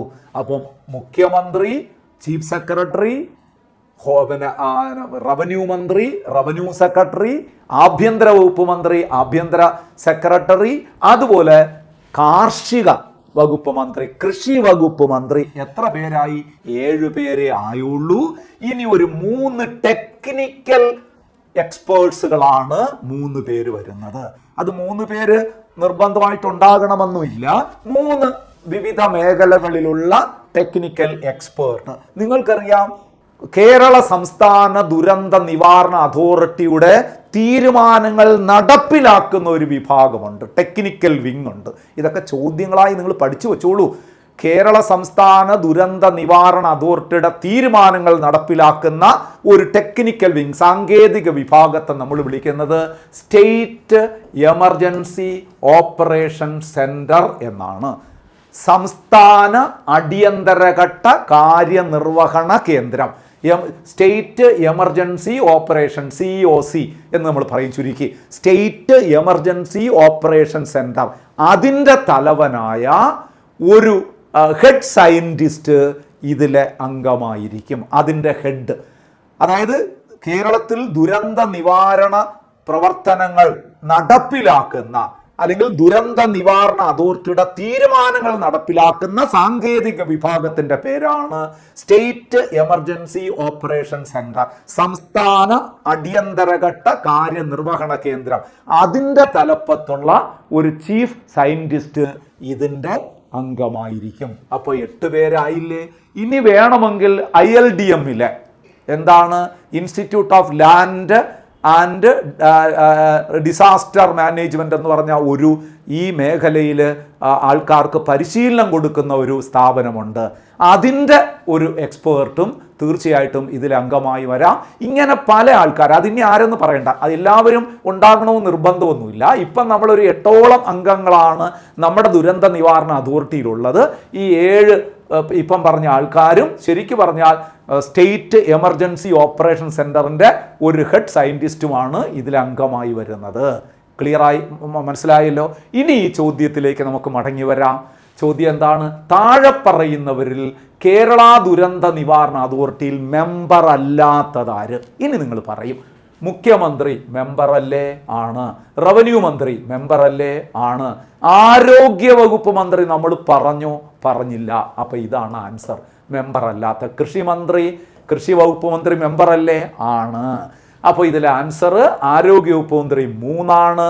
3 എന്ന് പറയുമ്പോൾ 3 മാത്രം ഡി ഓപ്ഷൻ ദാ ഇവിടെ വന്നിട്ടുണ്ട്. ഡി ആണ് ഇതിൻ്റെ ആൻസറായി വരുന്നത്. വ്യക്തമായി പഠിച്ചു വയ്ക്കണേ. അപ്പം ദുരന്ത നിവാരണ അതോറിറ്റിയിലെ അംഗസംഖ്യ എത്ര എന്ന് ചോദിച്ചാൽ 10 പേര്. അതിൻ്റെ ചെയർമാൻ ആരെന്ന് ചോദിച്ചാൽ മുഖ്യമന്ത്രി, വൈസ് ചെയർമാൻ ആരെന്ന് ചോദിച്ചാൽ റവന്യൂ വകുപ്പ് മന്ത്രി, അതിൻ്റെ മുഖ്യ കാര്യനിർവഹണ ഉദ്യോഗസ്ഥൻ ചീഫ് എക്സിക്യൂട്ടീവ് ഓഫീസർ ആരെന്ന് ചോദിച്ചാൽ ചീഫ് സെക്രട്ടറി. ഇനി ദുരന്ത നിവാരണ അതോറിറ്റിയുടെ സമ്മേളനങ്ങൾ വിളിച്ചു കൂട്ടാനുള്ള അധികാരം ആർക്കാണെന്ന് ചോദിച്ചാൽ അത് റവന്യൂ അഡീഷണൽ ചീഫ് സെക്രട്ടറിക്കാണ്, റവന്യൂ സെക്രട്ടറിക്കാണ് അതിൻ്റെ ചുമതലയുള്ളത്. ഇത്രയും കാര്യങ്ങൾ ഓർമ്മിച്ച് വയ്ക്കുക. ഇനി അവിടെ നമ്മൾ പറഞ്ഞ ഈ ഒരു കാര്യം കൂടെ നിങ്ങൾ ഓർക്കുക. സംസ്ഥാന ദുരന്ത നിവാരണ അതോറിറ്റിയുടെ തീരുമാനങ്ങൾ നടപ്പിലാക്കുന്ന സാങ്കേതിക വിഭാഗം ഏത് എന്ന് ചോദിച്ചാൽ നിങ്ങൾ ഉത്തരം പറയണം. സ്റ്റേറ്റ് എമർജൻസി ഓപ്പറേഷൻ സെൻറ്റർ, സംസ്ഥാന അടിയന്തരഘട്ട കാര്യനിർവഹണ കേന്ദ്രം. ഓക്കെ ആണല്ലോ? ഇത്രയും പറഞ്ഞത് കൃത്യമായിട്ട് മനസ്സിലായല്ലോ? നേരത്തെ പറഞ്ഞൊരു കാര്യം കൂടെ അടിവരയിട്ട് പഠിക്കണം. കേരളത്തിൽ ദുരന്ത നിവാരണ പ്രവർത്തനങ്ങൾക്ക് വിവിധ വകുപ്പുകളെ ഏകോപിച്ചുകൊണ്ട് ആ ദുരന്ത നിവാരണ പ്രവർത്തനങ്ങൾക്ക് മേൽനോട്ടം വഹിക്കുന്ന വകുപ്പ് എന്ന് ചോദിച്ചാൽ അത് റവന്യൂ വകുപ്പാണ്. അതുകൊണ്ടാണ് റവന്യൂ വകുപ്പിൻ്റെ മന്ത്രി ദുരന്ത നിവാരണ അതോറിറ്റിയുടെ വൈസ് ചെയർമാനായി പ്രവർത്തിക്കുന്നത്. ക്ലിയർ അല്ലേ? വ്യക്തമല്ലേ ഈ ചോദ്യം? അപ്പോൾ അടുത്ത ചോദ്യത്തിലേക്ക് നമുക്കൊന്ന് കടക്കാം. നോക്കാം അടുത്ത ചോദ്യം. താഴെ തന്നിരിക്കുന്നതിൽ തെറ്റായ പ്രസ്താവന ഏത്? ഇവിടെയും തെറ്റായ പ്രസ്താവനയാണ് ചോദിച്ചിരിക്കുന്നത്. കേരള സംസ്ഥാന ദുരന്ത നിവാരണ അതോറിറ്റി 2007 നിലവിൽ വന്നു. 2007 മെയ് 4 നമ്മൾ നേരത്തെ പഠിച്ചില്ലേ? അപ്പോഴിത് ശരിയല്ലേ? കേരള സംസ്ഥാന ദുരന്ത നിവാരണ അതോറിറ്റി 2007 നിലവിൽ വന്നു. ഒരു സംശയവുമില്ല, കറക്റ്റാണ്. നമുക്ക് വേണ്ടത് കറക്റ്റ് അല്ല, തെറ്റായ പ്രസ്താവനയാണ്. സംസ്ഥാന ദുരന്ത നിവാരണ അതോറിറ്റിയുടെ ചെയർമാൻ മുഖ്യമന്ത്രിയാണ്. അതും ശരിയായ പ്രസ്താവനയാണ്. ഇപ്പം നമ്മൾ പറഞ്ഞതേ ഉള്ളൂ, അതുകൊണ്ട് അത് ഞാൻ കൂടുതൽ ഇനി പറയുന്നില്ല. കേരള ദുരന്ത നിവാരണ അതോറിറ്റി നിലവിൽ വന്നപ്പോൾ മുഖ്യമന്ത്രി ശ്രീ ഉമ്മൻചാണ്ടിയായിരുന്നു. 2007 മെയ് 4 ഇത് നിലവിൽ വരുന്നത്. ഉമ്മൻചാണ്ടി അല്ല. ഇത് തെറ്റാണ്. ആരാണ്? പരീക്ഷയ്ക്ക് ചോദിക്കുന്ന ചോദ്യമാണ്. ഇതിൽ വേറൊരു ചോദ്യമായിട്ട് ഞാൻ കൊടുത്തിട്ടുണ്ട്, എന്നാലും ഞാനിവിടെ അതൊന്ന് പറയാം. സംസ്ഥാന ദുരന്ത നിവാരണ അതോറിറ്റി 2007 നിലവിൽ വന്നപ്പോൾ നമ്മുടെ സംസ്ഥാന മുഖ്യമന്ത്രി ആരായിരുന്നു? VS അച്യുതാനന്ദൻ. VS അച്യുതാനന്ദൻ, മറക്കരുത്. സംസ്ഥാന ദുരന്ത നിവാരണ അതോറിറ്റി നിലവിൽ വന്നപ്പോൾ കേരളത്തിൻ്റെ മുഖ്യമന്ത്രി. അപ്പോൾ ഒരു ചോദ്യം കൂടെ നിങ്ങൾക്ക് മനസ്സിൽ നിൽക്കില്ലേ? എങ്ങനെയാണ് ആ ചോദ്യം വരുന്നത്? കേരള സംസ്ഥാന ദുരന്ത നിവാരണ അതോറിറ്റിയുടെ ആദ്യ ചെയർമാൻ ആര്? ഇതിനകത്ത് ചോദ്യം വരുന്നുണ്ട്. അവിടെയും നിങ്ങൾക്ക് ഉത്തരം പറയാം VS അച്യുതാനന്ദൻ തന്നെയാണ്. കാരണം സംസ്ഥാന ദുരന്ത നിവാരണ അതോറിറ്റി നിലവിൽ വന്നപ്പോൾ അദ്ദേഹം തന്നെയായിരുന്നു മുഖ്യമന്ത്രി അപ്പോൾ എന്താണ്, അതിൻ്റെ ചെയർമാനാണ്. ഈ സംസ്ഥാന ദുരന്ത നിവാരണ അതോറിറ്റിയിൽ കുറഞ്ഞത് 2 എക്സ് ഓഫിഷ്യോ അംഗങ്ങളെങ്കിലും ഉണ്ടായിരിക്കണമെന്നാണ് നിയമത്തിൽ പറയുന്നത്. പക്ഷേ ഇവരെല്ലാം എക്സ് ഓഫിഷ്യോ അംഗങ്ങളാണ്, മറ്റൊരു സ്ഥാനത്തിരിക്കുന്നവരല്ലേ ഇവരെല്ലാം. അപ്പോൾ ഇവർ മിക്കവാറും എല്ലാവരും എന്ത് തന്നെയാണ്, എക്സ് ഓഫിഷ്യോ അംഗങ്ങളാണ്. പക്ഷേ നിയമത്തിൽ പറഞ്ഞിരിക്കുന്നത് കുറഞ്ഞ 2 പേരെങ്കിലും എക്സ് ഓഫിഷ്യോ അംഗങ്ങളാകണം. ഇവിടെ ഇപ്പോൾ എല്ലാവരും എക്സ് ഓഫിഷ്യോ അംഗങ്ങളായി തന്നെയാണ് പ്രവർത്തിക്കുന്നത്. നോക്കൂ, അപ്പോൾ ഇവിടെ കേരള സംസ്ഥാന ദുരന്ത നിവാരണ അതോറിറ്റി നിലവിൽ വന്ന് 2007 ശരി. സംസ്ഥാന ദുരന്ത നിവാരണ അതോറിറ്റിയുടെ ചെയർമാൻ മുഖ്യമന്ത്രി ശരിയാണ്. ഈ പ്രസ്താവന തെറ്റാണ്. 4 നോക്കാം. സംസ്ഥാന ദുരന്ത നിവാരണ അതോറിറ്റിയുടെ വൈസ് ചെയർമാൻ റവന്യൂ വകുപ്പ് മന്ത്രി, അതും ശരിയാണ്. അപ്പം തെറ്റ് ഒരെണ്ണേ ഉള്ളൂ, 3 മാത്രം. സി ആണ് ഇവിടെ ഓപ്ഷനായി വരുന്നത്. സി ആണ് ഇവിടുത്തെ ആൻസർ. ക്ലിയർ അല്ലേ? വളരെ സിമ്പിൾ അല്ലേ? ഓക്കെ, അപ്പോൾ നമുക്ക് അടുത്ത ചോദ്യത്തിലേക്കൊന്ന് പോകാം. നോക്കാം അടുത്ത ചോദ്യം എന്താണെന്ന് നോക്കാം. മഴക്കെടുതികൾക്കെതിരെ ജാഗ്രത പുലർത്തുന്നതിന് വേണ്ടി കേരള ദുരന്ത നിവാരണ അതോറിറ്റി യെല്ലോ അലർട്ട് പുറപ്പെടുവിക്കുന്നതിൻ്റെ ഉദ്ദേശ്യമെന്ത്? ഇപ്പോൾ നിങ്ങൾക്കറിയാം, രാവിലെ TV ഓൺ ചെയ്താലും അല്ലെങ്കിൽ വേറെ ഏതെങ്കിലും റേഡിയോ ഓൺ ചെയ്താലും നമ്മൾ അലർട്ടുകളാണ് ഇപ്പം കേൾക്കുന്നത് അല്ലേ. നമ്മൾ രാവിലെ വിചാരിക്കും ഇന്ന് എന്ത് അലർട്ടാണ് വരാൻ പോകുന്നത്, യെല്ലോ അലർട്ടാണോ, ഓറഞ്ച് അലർട്ടാണോ, അതോ റെഡ് അലർട്ടാണോ? ഇത് 3ആണ് പ്രധാനമായിട്ട് പറയുന്നത്. ഒരു ഗ്രീൻ അലർട്ട് എന്ന് വേണമെങ്കിൽ നമുക്കൊന്ന് പറയാം, അത് വേറെ പ്രശ്നങ്ങളൊന്നും ഇല്ല, പ്രത്യേകിച്ച് ജാഗ്രത പാലിക്കേണ്ട കാര്യമൊന്നും ഇല്ല എന്ന് പറയുന്നതാണ് ഗ്രീൻ അലർട്ട്, അതുകൊണ്ട് അത് പറയാറില്ല. എന്നാൽ യെല്ലോ അലർട്ട്, ഇതിലെ യെല്ലോ അലർട്ട് എന്താണെന്ന് നമുക്കൊന്ന് പറഞ്ഞിട്ട് ഈ ചോദ്യത്തിലേക്ക് വരാം. യെല്ലോ, അതുപോലെ തന്നെ എന്താണ് പിന്നെ ഓറഞ്ച്, റെഡ്, ഒന്ന് വ്യക്തമായി പറയട്ടെ. യെല്ലോ അലർട്ട് എന്ന് പറഞ്ഞാൽ എന്താണ്? ഇപ്പം മഴക്കെടുതിയുമായി ബന്ധപ്പെട്ട് യെല്ലോ അലർട്ട് എന്ന് പറഞ്ഞു കഴിഞ്ഞാൽ നിങ്ങൾ മനസ്സിലാക്കേണ്ടത് കാലാവസ്ഥയെ വളരെ ജാഗ്രതയോടുകൂടി നിരീക്ഷിക്കണം. ഭയപ്പെടേണ്ട സാഹചര്യമില്ല, എന്നാൽ ജാഗ്രത ഉണ്ടാകണം. അതാണ് യെല്ലോ അലർട്ടിൻ്റെ. കാലാവസ്ഥയെ കരുതലോടെ നിരീക്ഷിക്കണം എന്ന് പറഞ്ഞാൽ കാലാവസ്ഥ ഇപ്പം വലിയ കുഴപ്പമില്ല, പക്ഷെ ചില സമയത്ത് ഈ അന്തരീക്ഷം ഒന്ന് മാറാം, മഴ ശക്തി പ്രാപിക്കാം. അതുകൊണ്ട് എന്ത് ചെയ്യണം, ഇച്ചിരി റിസ്കി ആയിട്ടുള്ള ദൂരയാത്രകളൊക്കെ ഒന്ന് ഒഴിവാക്കുക. മലയോര പ്രദേശങ്ങളിലേക്കൊക്കെ പോകുന്നവർ, ഇപ്പം ട്രിപ്പ് പോകുന്നവർ, ടൂറ് പോകുന്നവരൊക്കെ തൽക്കാലം ആ ട്രിപ്പൊക്കെ ഒന്ന് മാറ്റി വയ്ക്കുക. അത് ഓർമ്മിപ്പിക്കുന്നതാണ് യെല്ലോ അലർട്ട്. അതായത് എന്താണ്, കാലാവസ്ഥയെ കരുതലോടെ നിരീക്ഷിക്കണം എന്ന ഓർമ്മപ്പെടുത്തൽ. എന്നാൽ ഭയപ്പെടേണ്ട സാഹചര്യമില്ല, പക്ഷെ ജാഗ്രത ഉണ്ടായിരിക്കണം. അതാണ് യെല്ലോ അലർട്ട്. ഇനി ഓറഞ്ച് അലർട്ടോ, അതീവ സുരക്ഷാ ജാഗ്രത. യെല്ലോ അലർട്ട് എന്ന് പറഞ്ഞു കഴിഞ്ഞാൽ, ഓറഞ്ച് അലർട്ട് എന്ന് പറഞ്ഞു കഴിഞ്ഞാൽ കുറെ കൂടെ കഠിനമായ ഒരു നിർദ്ദേശമാണ്. എന്ന് പറഞ്ഞാൽ അതീവ ജാഗ്രതാ നിർദ്ദേശമാണ് തന്നിരിക്കുന്നത്. നമുക്ക് നേരത്തെ ഞാൻ പറഞ്ഞത്, അപ്പം ടൂറ് പോകുന്നവരൊക്കെ കഴിയുന്നത് ഒഴിവാക്കുക. ഇനി പോകുന്നവർ അത്ര ജാഗ്രതയോടുകൂടി തന്നെ പോകുക. എപ്പോഴും മനസ്സിലുണ്ടാകണം, കാലാവസ്ഥ അത്ര സുഗമമല്ല എന്ന് ഓർത്തോളൂ എന്ന് ഓർമ്മിപ്പിക്കുന്നതാണ് യെല്ലോ അലർട്ട്. അതുപോലെ തന്നെ മത്സ്യബന്ധനത്തിന് പോകുന്നവരും ഒക്കെ ഒന്ന് ശ്രദ്ധിക്കുക എന്ന് ഓർമ്മിപ്പിക്കുന്നതാണ് യെല്ലോ അലർട്ടെങ്കിൽ, ഓറഞ്ച് അലർട്ട് പറയുന്നത് പോകരുത്, ഇങ്ങനെയുള്ള യാത്രകൾ ഒഴിവാക്കണം, മത്സ്യബന്ധനത്തിന് പോകരുത്, മലയോര മേഖലകളിൽ പോകരുത്, മറ്റ് ഏറ്റവും ദുർബലമായ ഭൂപ്രദേശങ്ങളിൽ കൂടുതൽ സമയം ചെലവഴിക്കരുത്. ഇങ്ങനെയൊക്കെ അതീവ ജാഗ്രതാ നിർദ്ദേശമാണ് ഓറഞ്ച് അലർട്ട് എന്ന് പറയുന്നത്. റെഡ് അലർട്ട് എന്ന് പറഞ്ഞു കഴിഞ്ഞാൽ പ്രത്യക്ഷമായ നടപടികൾ സ്വീകരിക്കുന്നത് എന്ന് പറഞ്ഞാൽ അടിയന്തരമായിട്ട് ജനങ്ങളെ മാറ്റിപ്പാർപ്പിക്കുക, അതുപോലെ തന്നെ ഒരു ദുരന്തം മുന്നിലുണ്ട് എന്നുള്ള ആ ഒരു പ്രതീക്ഷയോടുകൂടി തന്നെ ഒരു ദുരന്തം വന്നു. ഇപ്പം നിങ്ങൾ കേൾക്കുന്നുണ്ടല്ലോ, ഇപ്പോൾ കൺട്രോൾ റൂമുകൾ തുറക്കുന്നു, അതുപോലെ തന്നെ പുനരധിവാസ ക്യാമ്പുകൾ തയ്യാറാക്കി വയ്ക്കുന്നു. അതൊക്കെ റെഡ് അലർട്ട് വരുമ്പോഴാണ്. ഇനി എത്ര മഴ പെയ്യുമെന്ന് പ്രതീക്ഷിക്കുമ്പോഴാണ് ഈ അലർട്ടുകൾ പ്രഖ്യാപിക്കുന്നതെന്നാണ് നമ്മുടെ ചോദ്യത്തിലുള്ള പ്രധാനപ്പെട്ട വിഷയം. മഴക്കെടുതികൾക്കെതിരെ ജാഗ്രത പുലർത്തുന്നതിന് വേണ്ടി കേരള ദുരന്ത നിവാരണ അതോറിറ്റി യെല്ലോ അലർട്ട് പുറപ്പെടുവിക്കുന്നതിൻ്റെ ഉദ്ദേശ്യമെന്ത്? 24 മണിക്കൂറിനുള്ളിൽ 6 സെന്റിമീറ്റർ മുതൽ 11 സെന്റിമീറ്റർ വരെ മഴ മുന്നറിയിപ്പ്, അതാണ് യെല്ലോ അലർട്ട്. 24 മണിക്കൂറിനുള്ളിൽ 6 സെന്റിമീറ്റർ മുതൽ 20 സെന്റിമീറ്റർ വരെ മഴ മുന്നറിയിപ്പ്. അതാണോ 24 മണിക്കൂറിനുള്ളിൽ 20 സെന്റിമീറ്ററിൽ കൂടുതലാണോ മഴ പെയ്യുന്ന മുന്നറിയിപ്പാണോ, അതോ 1 മണിക്കൂറിൽ 10 സെന്റിമീറ്റർ കൂടുതൽ മഴ പെയ്യുന്നതാണോ? ഇത് വ്യക്തമായി പഠിച്ചു വെക്കണം. നോക്കൂ, ഇവിടെ ആൻസറായി വരുന്നത് ഒരു സംശയവും വേണ്ട, എ ഓപ്ഷൻ തന്നെയാണ്. 24 മണിക്കൂറിനുള്ളിൽ, ഒരു ദിവസത്തിനുള്ളിൽ 6 സെന്റിമീറ്റർ മുതൽ 11 സെന്റിമീറ്റർ വരെ മഴ ലഭിക്കും എന്നുണ്ട് എങ്കിൽ അവിടെ യെല്ലോ അലർട്ട് പ്രഖ്യാപിക്കും. 6 സെന്റിമീറ്റർ മുതൽ 11 സെന്റിമീറ്റർ വരെ 24 മണിക്കൂറിൽ മഴ പെയ്യാൻ സാധ്യതയുണ്ടെങ്കിൽ ആണ് യെല്ലോ അലർട്ട് പ്രഖ്യാപിക്കുന്നത്. എന്നാൽ നോക്കൂ, 24 മണിക്കൂറിനുള്ളിൽ 6 സെന്റിമീറ്റർ മുതൽ 20 സെന്റിമീറ്റർ വരെ, 6 സെന്റിമീറ്റർ കഴിയുമ്പോഴേ ശക്തമായ മഴയായി, അതുകൊണ്ടാണ് 6 സെന്റിമീറ്റർ ബേസിക് ആയിട്ട് പറയുന്നത്. 20 സെന്റിമീറ്റർ വരെ മഴ പെയ്യുന്നുവെങ്കിൽ അവിടെയാണ് ഓറഞ്ച് അലർട്ട് വരുന്നത്. ഇത് യെല്ലോ ആണ്, ഇത് ഓറഞ്ചാണ്. എന്നാൽ 24 മണിക്കൂറിനുള്ളിൽ 20 സെന്റിമീറ്ററിൽ കൂടുതൽ മഴ ലഭിക്കുന്ന പ്രദേശങ്ങളിൽ ആ മഴ മുന്നറിയിപ്പിൻ്റെ പേരാണ് റെഡ്. ഇത് മൂന്നും പഠിച്ചു വയ്ക്കൂ. 24 മണിക്കൂറിനുള്ളിൽ നോക്കൂ, 24 മണിക്കൂറിനുള്ളിൽ 6 സെന്റിമീറ്ററിന് മുകളിൽ 11 സെന്റിമീറ്റർ വരെ മഴ ലഭിക്കുമെന്ന മുന്നറിയിപ്പാണ് യെല്ലോ അലർട്ടെങ്കിൽ, 24 മണിക്കൂറിനുള്ളിൽ 6 സെന്റിമീറ്റർ മുകളിൽ 20 സെന്റിമീറ്റർ വരെ മഴ പോകാം എന്ന മുന്നറിയിപ്പാണ് ഓറഞ്ച് അലർട്ട്. 24 മണിക്കൂറിനുള്ളിൽ 20 സെന്റിമീറ്റർ മുകളിൽ മഴ പെയ്യുമെന്ന് മുന്നറിയിപ്പുണ്ടെങ്കിൽ അതാണ് റെഡ് അലർട്ട്.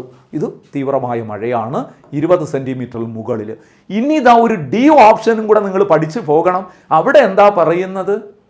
ഈ ചോദ്യത്തിൻ്റെ ഉത്തരം എ ആണ്, ഞാൻ പറഞ്ഞു കഴിഞ്ഞു, യെല്ലോ അലർട്ട്. അതാണ് യെല്ലോ എന്നാണ് ഇവിടെ നമ്മുടെ ചോദ്യത്തിൻ്റെ. ഇനി നോക്കൂ, 1 മണിക്കൂറിനുള്ളിൽ 10 സെന്റിമീറ്ററിൽ കൂടുതൽ മഴ മുന്നറിയിപ്പ്. ഇത് 1 മണിക്കൂറാണ്. 1 മണിക്കൂറിനുള്ളിൽ 10 സെന്റിമീറ്റർ കൂടുതൽ മഴ ലഭിക്കുന്നതിന് അത് ശരിക്കും പറഞ്ഞു കഴിഞ്ഞാൽ ആ മുന്നറിയിപ്പാണ് നമ്മൾ പറയുന്ന മേഘസ്ഫോടനം. ആ വാക്കൊന്ന് പഠിക്കുക, മേഘസ്ഫോടനം അല്ലെങ്കിൽ കെട്ടിപ്പെയ്ത്ത്, ക്ലൗഡ് ബേസ്റ്റ് എന്നൊക്കെ ഇംഗ്ലീഷിൽ പറയാം. അതാണ് നമ്മൾ പറയുന്നത് 1 മണിക്കൂറിനുള്ളിൽ 10 സെന്റിമീറ്റർ വരെ മഴ പെയ്യുന്ന മഴ പെയ്യുന്നത്. ഇത് വ്യാപകമായിട്ടല്ല. അതെന്താണ് ഈ മേഘസ്ഫോടനം? അത് നിങ്ങൾ ആദ്യം ഒന്ന് മനസ്സിലാക്കുക. ഈ വാക്ക് നിങ്ങൾ പഠിക്കുക, മേഘസ്ഫോടനം. മേഘസ്ഫോടനം. മറ്റൊരു വാക്ക് ഇതാണ് കെട്ടിപ്പെയ്ത്ത്. കെട്ടിപ്പെയ്ത്ത്. ഇംഗ്ലീഷിൽ അതിനെ ക്ലൗഡ് ബേസ്റ്റ് എന്ന് പറയും. ഈ വാക്കുകളൊക്കെ ഒന്ന് പഠിച്ചു വയ്ക്ക്. മേഘസ്ഫോടനം, കെട്ടിപ്പെയ്ത്ത്, ക്ലൗഡ് ബേസ്റ്റ് എന്ന് പറഞ്ഞാൽ എന്താണെന്ന് മനസ്സിലായോ? ഞാൻ പറയാം. അതായത് ഒരു ചെറിയ പ്രദേശത്ത് കുറച്ച് സമയം കൊണ്ട് പെയ്തിറങ്ങുന്ന അതിതീവ്രമായ മഴയാണ് മേഘസ്ഫോടനം. മനസ്സിലാകുന്നതോടെ ഞാൻ പറഞ്ഞത്? അല്ലെങ്കിൽ കുറച്ച് സമയത്തിനുള്ളിൽ ഒരു ചെറിയ പ്രദേശത്ത് പെയ്തിറങ്ങുന്ന അതിശക്തമായ മഴയാണ് മേഘസ്ഫോടനം. ഇതിങ്ങനെ വ്യാപകമായി എല്ലായിടത്തും വരില്ല. ഇപ്പം ഏതെങ്കിലും ഒരു പ്രദേശത്ത്, ഇപ്പം തിരുവനന്തപുരത്ത് ഏതെങ്കിലും ഒരു പ്രത്യേക മേഖലയിൽ, ചിലപ്പോൾ ഒരു മലയോര മേഖലയായിരിക്കാം, അല്ലാത്ത മേഖലയാകാം, ഏതെങ്കിലും ഒരു പ്രദേശം. ഇപ്പം തിരുവനന്തപുരത്ത് ഇപ്പം നമുക്കറിയാം മലയോര മേഖലയാണ് അമ്പൂരി എന്ന് പറയുന്ന സ്ഥലം. അവിടെ മേഘസ്ഫോടനം നേരത്തേക്ക് ഉണ്ടായിട്ടുണ്ട്. മേഘസ്ഫോടനം സംഭവിച്ചു എന്ന് പറഞ്ഞാൽ അതിൻ്റെ അർത്ഥം ആ പ്രദേശത്ത് 1 മണിക്കൂറിനുള്ളിൽ 10 സെന്റിമീറ്ററിൽ കൂടുതൽ മഴ. അതാണ് ഞാൻ പറഞ്ഞ ഒരു ചെറിയ സമയത്തിനുള്ളിൽ ഒരു ചെറിയ പ്രദേശത്ത് പെയ്തിറങ്ങുന്ന അതിശക്തമായ മഴയാണ് മേഘസ്ഫോടനം. പരീക്ഷയ്ക്ക് ചോദിക്കും. ഒരു ചോദ്യം കൂടെ ജിയോഗ്രഫിയിലൊക്കെ നിങ്ങൾ പഠിച്ചിട്ടുണ്ട് എന്നാണ് എൻ്റെ വിശ്വാസം.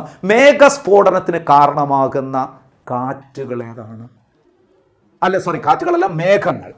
മേഘസ്ഫോടനത്തിന് കാരണമാകുന്ന മേഘങ്ങൾ കുമിലോ നിംബസ് മേഘങ്ങൾ. എന്താ അതിൻ്റെ പേര്? ഞാൻ ഇവിടെ എഴുതാം, കുമിലോ നിംബസ്.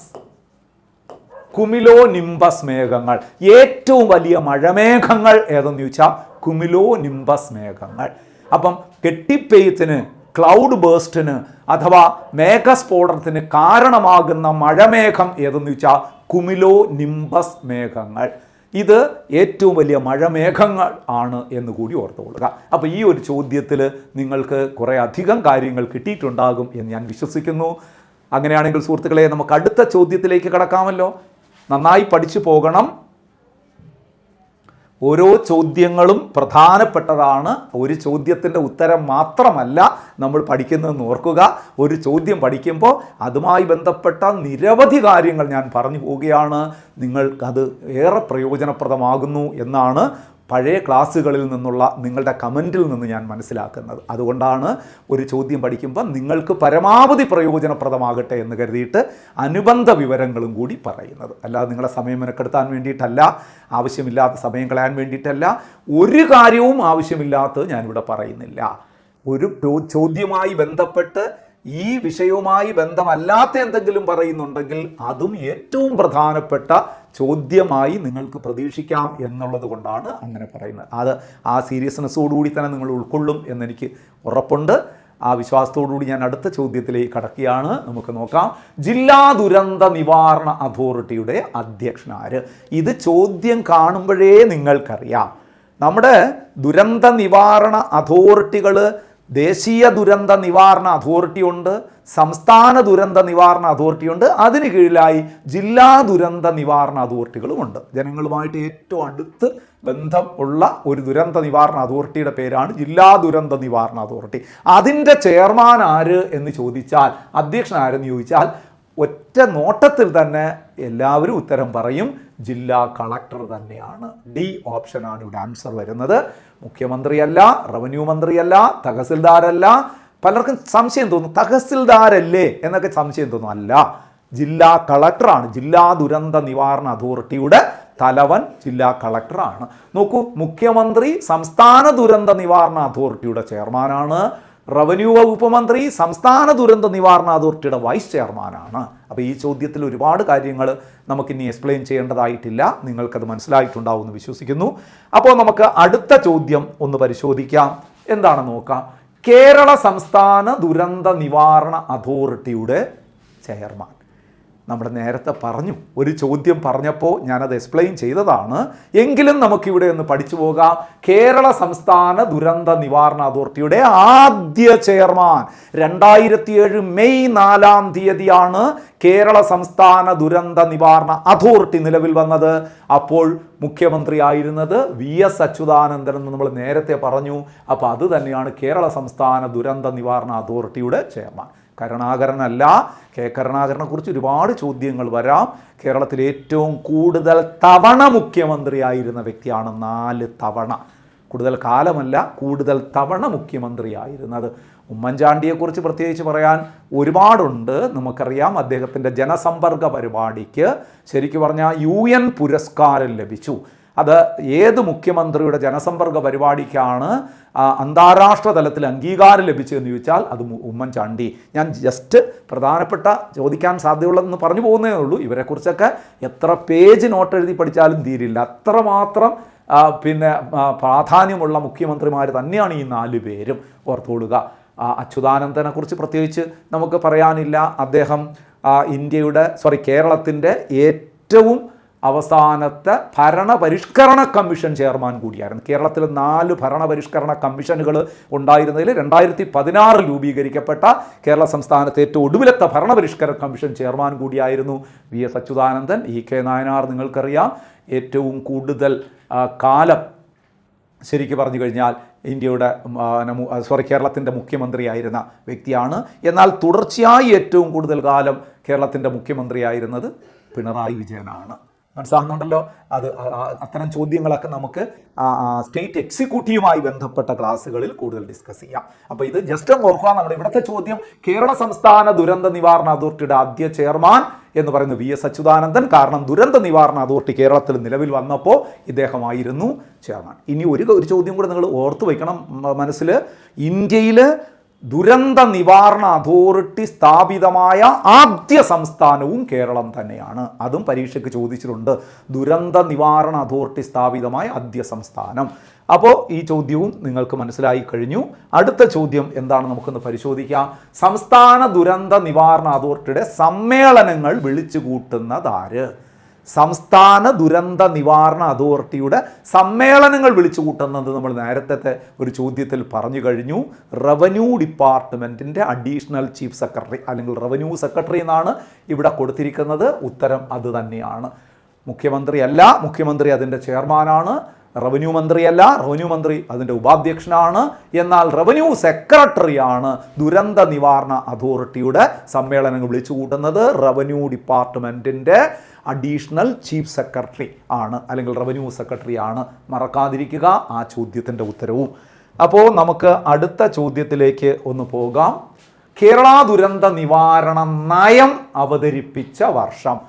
കേരള സംസ്ഥാന സർക്കാർ സംസ്ഥാന ദുരന്ത നിവാരണ നയം പ്രഖ്യാപിച്ചത്. ദുരന്ത നിവാരണ അതോറിറ്റി നിലവിൽ വന്നതെന്നല്ല ചോദ്യം. ഇത് നല്ലൊരു ചോദ്യമാണ്. കേരളത്തിൽ ദുരന്ത നിവാരണ നയം പ്രഖ്യാപിച്ചത് 2010 അപ്പോൾ ഈ കൊടുത്തിരിക്കുന്ന 4 വർഷങ്ങളും പ്രധാനപ്പെട്ടതാണ്. ഇത് 2005 ദേശീയ ദുരന്ത നിവാരണ നിയമം പാസാക്കിയ വർഷം. ഇന്ത്യൻ പാർലമെൻറ്റ് ദേശീയ ദുരന്ത നിവാരണ നയം ദേശീയ ദുരന്ത നിവാരണ നിയമം പാസാക്കിയ വർഷം 2005. അപ്പോൾ 2007 നമ്മൾ നേരത്തെ പറഞ്ഞു. കേരളത്തിൽ അല്ലെങ്കിൽ ഇന്ത്യയിൽ തന്നെ ആദ്യമായിട്ട് ഒരു സംസ്ഥാന ദുരന്ത നിവാരണ അതോറിറ്റി നിലവിൽ വന്ന വർഷമാണ് കേരള സംസ്ഥാന ദുരന്ത നിവാരണ അതോറിറ്റി നിലവിൽ വന്നത്. മാത്രമല്ല കേരള സംസ്ഥാന ദുരന്ത നിവാരണ ചട്ടം നിലവിൽ വന്നതെന്ന് ചോദിച്ചാലും 2007. കാരണം നിങ്ങൾ ഓർക്കുക, കേരള സംസ്ഥാനത്തിൽ ദുരന്ത നിവാരണ അതോറിറ്റി നിലവിൽ വന്നത് ഏത് നിയമപ്രകാരമാണ്? 2005 ദേശീയ ദുരന്ത നിവാരണ നിയമപ്രകാരമാണ്. അപ്പോൾ അത് നടപ്പിലാക്കാൻ വേണ്ടിയിട്ട് കേരള സർക്കാർ ഒരു ചട്ടം കൊണ്ടുവന്ന് കേരള സംസ്ഥാന ദുരന്ത നിവാരണ ചട്ടം നിലവിൽ വന്നത് 2007. 2007 തന്നെയാണ് കേരള സംസ്ഥാന ദുരന്ത നിവാരണ അതോറിറ്റി നിലവിൽ. അപ്പോൾ ആ 2 ചോദ്യത്തിൻ്റെ ഉത്തരവും 2007. കേരളത്തിൽ ദുരന്ത നിവാരണ ചട്ടം നിലവിൽ വന്നതെന്ന്, കേരളത്തിൽ ദുരന്ത നിവാരണ അതോറിറ്റി നിലവിൽ വന്നത് വർഷം 2007. ഇനി 2016 ദേശീയ ദുരന്ത നിവാരണ അതോറിറ്റി ഒരു ദേശീയ ദുരന്ത നിവാരണ പദ്ധതി തയ്യാറാക്കിയത്. ദേശീയ ദുരന്ത നിവാരണ അതോറിറ്റി ദേശീയ ദുരന്ത നിവാരണ പദ്ധതി ദേശീയ ദുരന്ത നിവാരണവുമായി ബന്ധപ്പെട്ടൊരു പദ്ധതി തയ്യാറാക്കിയത് ഏത് വർഷമെന്ന് ചോദിച്ചാൽ 2016. അപ്പോൾ ഈ 4 വർഷവും പ്രധാനപ്പെട്ടതാണ്. ഒന്ന് ഓർത്തു വച്ചോളുക. ക്ലിയർ ആയല്ലോ? അടുത്ത ചോദ്യത്തിലേക്ക് നമുക്കൊന്ന് നോക്കാം. വളരെ പ്രധാനപ്പെട്ട ചോദ്യമാണ്. 2010 കേരള സംസ്ഥാന ദുരന്ത നിവാരണ നയപ്രകാരമുള്ള ദുരന്തങ്ങളിൽ ഉൾപ്പെട്ടതേത്?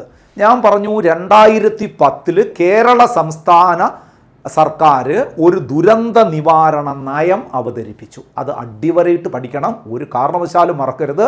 കേരള സംസ്ഥാന ദുരന്ത നിവാരണ നയം നിലവിൽ വന്നത് 2010.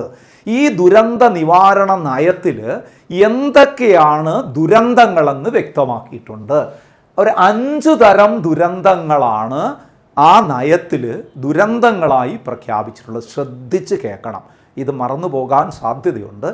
2010 സംസ്ഥാന ദുരന്ത നിവാരണ നയത്തിൻ്റെ അടിസ്ഥാനത്തിൽ കേരളത്തിലെ ദുരന്തങ്ങളെ എങ്ങനെയൊക്കെയാണ് വർഗീകരിച്ചിരിക്കുന്നത്, എത്ര തരം ദുരന്തങ്ങളുണ്ട്, അത് ഏതൊക്കെയാണ് ഇവിടെ പറഞ്ഞിരിക്കുന്നു. നോക്ക്, ദുരന്ത നിവാരണ പ്രകാരമുള്ള ദുരന്തങ്ങളിൽ ഉൾപ്പെട്ടത് ഏത്? ജലവും കാലാവസ്ഥയുമായി ബന്ധപ്പെട്ട ദുരന്തം. ഉറപ്പായിട്ടും അങ്ങനെ ഒരു ദുരന്തമുണ്ട്.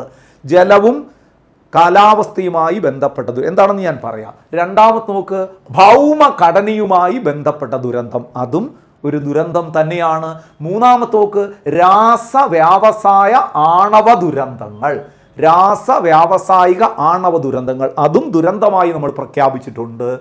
ജൈവഘടനയുമായി ബന്ധപ്പെട്ട ദുരന്തം. അപ്പോൾ ഇത് 4ഉം ഇതിൽ പറഞ്ഞിരിക്കുന്ന ദുരന്തമാണ്. ഇനി ഒരു ദുരന്തവും കൂടെ ഉണ്ട്, 5 എണ്ണമാണ് പ്രഖ്യാപിച്ചിട്ടുള്ളത്. 5ാമത്തത് മനുഷ്യജന്യമായ ദുരന്തം, അതും കൂടെ നിങ്ങൾ ഓർക്കണം. അപ്പം 2010 കേരള സംസ്ഥാന ദുരന്ത നിവാരണ നയം അനുസരിച്ച് ദുരന്തങ്ങളെ പ്രധാനമായി 5ആയിട്ട് വർഗീകരിച്ചിട്ടുണ്ട്. ജലവും കാലാവസ്ഥയുമായി ബന്ധപ്പെട്ട ദുരന്തം, ഭൗമഘടനയുമായി ബന്ധപ്പെട്ട ദുരന്തം, രാസ വ്യാവസായിക ആണവ ദുരന്തം, ജൈവഘടനയുമായി ബന്ധപ്പെട്ട ദുരന്തം. അഞ്ചാമത്തത് മനുഷ്യജന്യമായ ദുരന്തം. ഇനി അതെന്തൊക്കെയാണെന്നും കൂടെ നമുക്കൊന്ന് വർഗീകരിച്ച് ഒന്ന് പഠിക്കേണ്ടിയിരിക്കുന്നു. കാരണം ഏതെങ്കിലും ഒരു ദുരന്തം എടുത്ത് തന്നിട്ട് ഇത് ഏത് തരം ദുരന്തമാണെന്ന് ചോദിക്കാം. എക്സാമ്പിൾ കൂടി പറഞ്ഞു പോവുക. ജലവും കാലാവസ്ഥയുമായി ബന്ധപ്പെട്ട ദുരന്തം. ജലം, കാലാവസ്ഥ, വെള്ളപ്പൊക്കം, വരൾച്ച, കാറ്റുകള്, ഇല്ലേ? ഇതെല്ലാം എന്താണ്? ഇതൊക്കെ ജലവും ആ കാലാവസ്ഥയുമായി ബന്ധപ്പെട്ട ദുരന്തമാണ്. പെട്ടെന്ന് വെള്ളപ്പൊക്കം ഉണ്ടാകുന്നു, പെട്ടെന്ന് വരൾച്ച ഉണ്ടാകുന്നു, അതുപോലെ തന്നെ എന്താണ് ശരിക്കും മണ്ണൊലിപ്പുണ്ടാകുന്നു. ഇങ്ങനെയൊക്കെയുള്ള ചെറിയ ചെറിയ കാര്യങ്ങളൊക്കെ ഏതിൽ വരും? ജലവും കാലാവസ്ഥയുമായി ബന്ധപ്പെട്ട. എന്നാൽ നോക്കൂ, ഭൗമഘടനയുമായി ബന്ധപ്പെട്ട ദുരന്തങ്ങൾ, അതാണ് പേര് കേൾക്കുമ്പോഴേക്കും ഭൗമഘടന. ഭൂകമ്പം, മണ്ണിടിച്ചിൽ, സുനാമി പലരും ഇതിലാണ് ചേർത്ത് പറയുന്നത്, ജലവുമായി ബന്ധപ്പെട്ടല്ല. സുനാമി ഏത് ദുരന്തത്തിൻ്റെ ഭാഗമാണ്? ഭൗമഘടനയുമായി ബന്ധപ്പെട്ട ദുരന്തം. ഭൂകമ്പം, ഉരുൾപൊട്ടൽ, മണ്ണൊലിപ്പ്. ശരിക്കും പറഞ്ഞു കഴിഞ്ഞാൽ ഭൂകമ്പം, ഉരുൾപൊട്ടൽ, അതുപോലെ തന്നെ എന്താ നമ്മൾ പറയുന്നത്, ഈ ഡാമുകൾ തകരുന്നത്, ഇതെല്ലാം ഭൗമഘടനയുമായി ബന്ധപ്പെട്ട ദുരന്തങ്ങളാണ്. സുനാമിയല്ല അതിൽ വരുന്നതാണ്. രാസവ്യാവസായിക ആണവ ദുരന്തങ്ങൾ. രാസവ്യാവസായിക ആണവ ദുരന്തങ്ങളെന്ന് പറയുമ്പോൾ സ്വാഭാവികമായിട്ട് നിങ്ങൾക്കറിയാം, ഇപ്പോൾ ആണവ നിലയങ്ങളിൽ നിന്നുള്ള വാതകങ്ങളുടെ ചോർച്ച നമ്മുടെ മുമ്പിലുണ്ട്. ഭോപ്പാൽ ദുരന്തം, അതുപോലെ തന്നെ USSRലുള്ള ചെർണോബിൽ ദുരന്തം, ഇതെല്ലാം രാസ ആണവ ദുരന്തങ്ങളിൽപ്പെട്ടതാണ്. ജൈവഘടനയുമായി ബന്ധപ്പെട്ട പകർച്ചവ്യാധികളെന്നർത്ഥം. ജന്തുക്കളും സസ്യങ്ങളിലും ഒക്കെ അല്ലെങ്കിൽ മറ്റ് ജീവികളിലൊക്കെ പകരുന്ന അസുഖങ്ങൾ. ഇപ്പം കൊറോണ, അതുപോലെ തന്നെ നിപ്പ, ഇതൊക്കെ നമുക്ക് ജൈവഘടനയുമായി ബന്ധപ്പെട്ട ദുരന്തങ്ങൾ, പകർച്ചവ്യാധികൾ ഒക്കെ അതിനകത്ത് വരും. ഇനി ഒരു ദുരന്തവും കൂടെ ഉണ്ടല്ലോ, മനുഷ്യജന്യമായ ദുരന്തങ്ങൾ. മനുഷ്യൻ്റെ പ്രവർത്തനങ്ങളിലൂടെ ഉണ്ടാകുന്ന അപകടങ്ങൾ. വണ്ടികൾ തമ്മിൽ കൂട്ടിയിടിക്കുന്നു, വെടിക്കെട്ട് അപകടം ഉണ്ടാകുന്നു, ഫെസ്റ്റിവൽ ഡിസാസ്റ്റർ എന്നൊക്കെ നമ്മൾ പറയും അല്ലേ, ആഘോഷവുമായി ബന്ധപ്പെട്ട് വെടിക്കെട്ട് അപകടങ്ങൾ ഉണ്ടാകുന്നു. അതുപോലെ തന്നെ ഗ്യാസ് ലീക്കാകുന്നു. ഇതൊക്കെ മനുഷ്യൻ്റെ പ്രവർത്തനം അങ്ങോട്ട് ഉണ്ടാകുന്നതാണ്.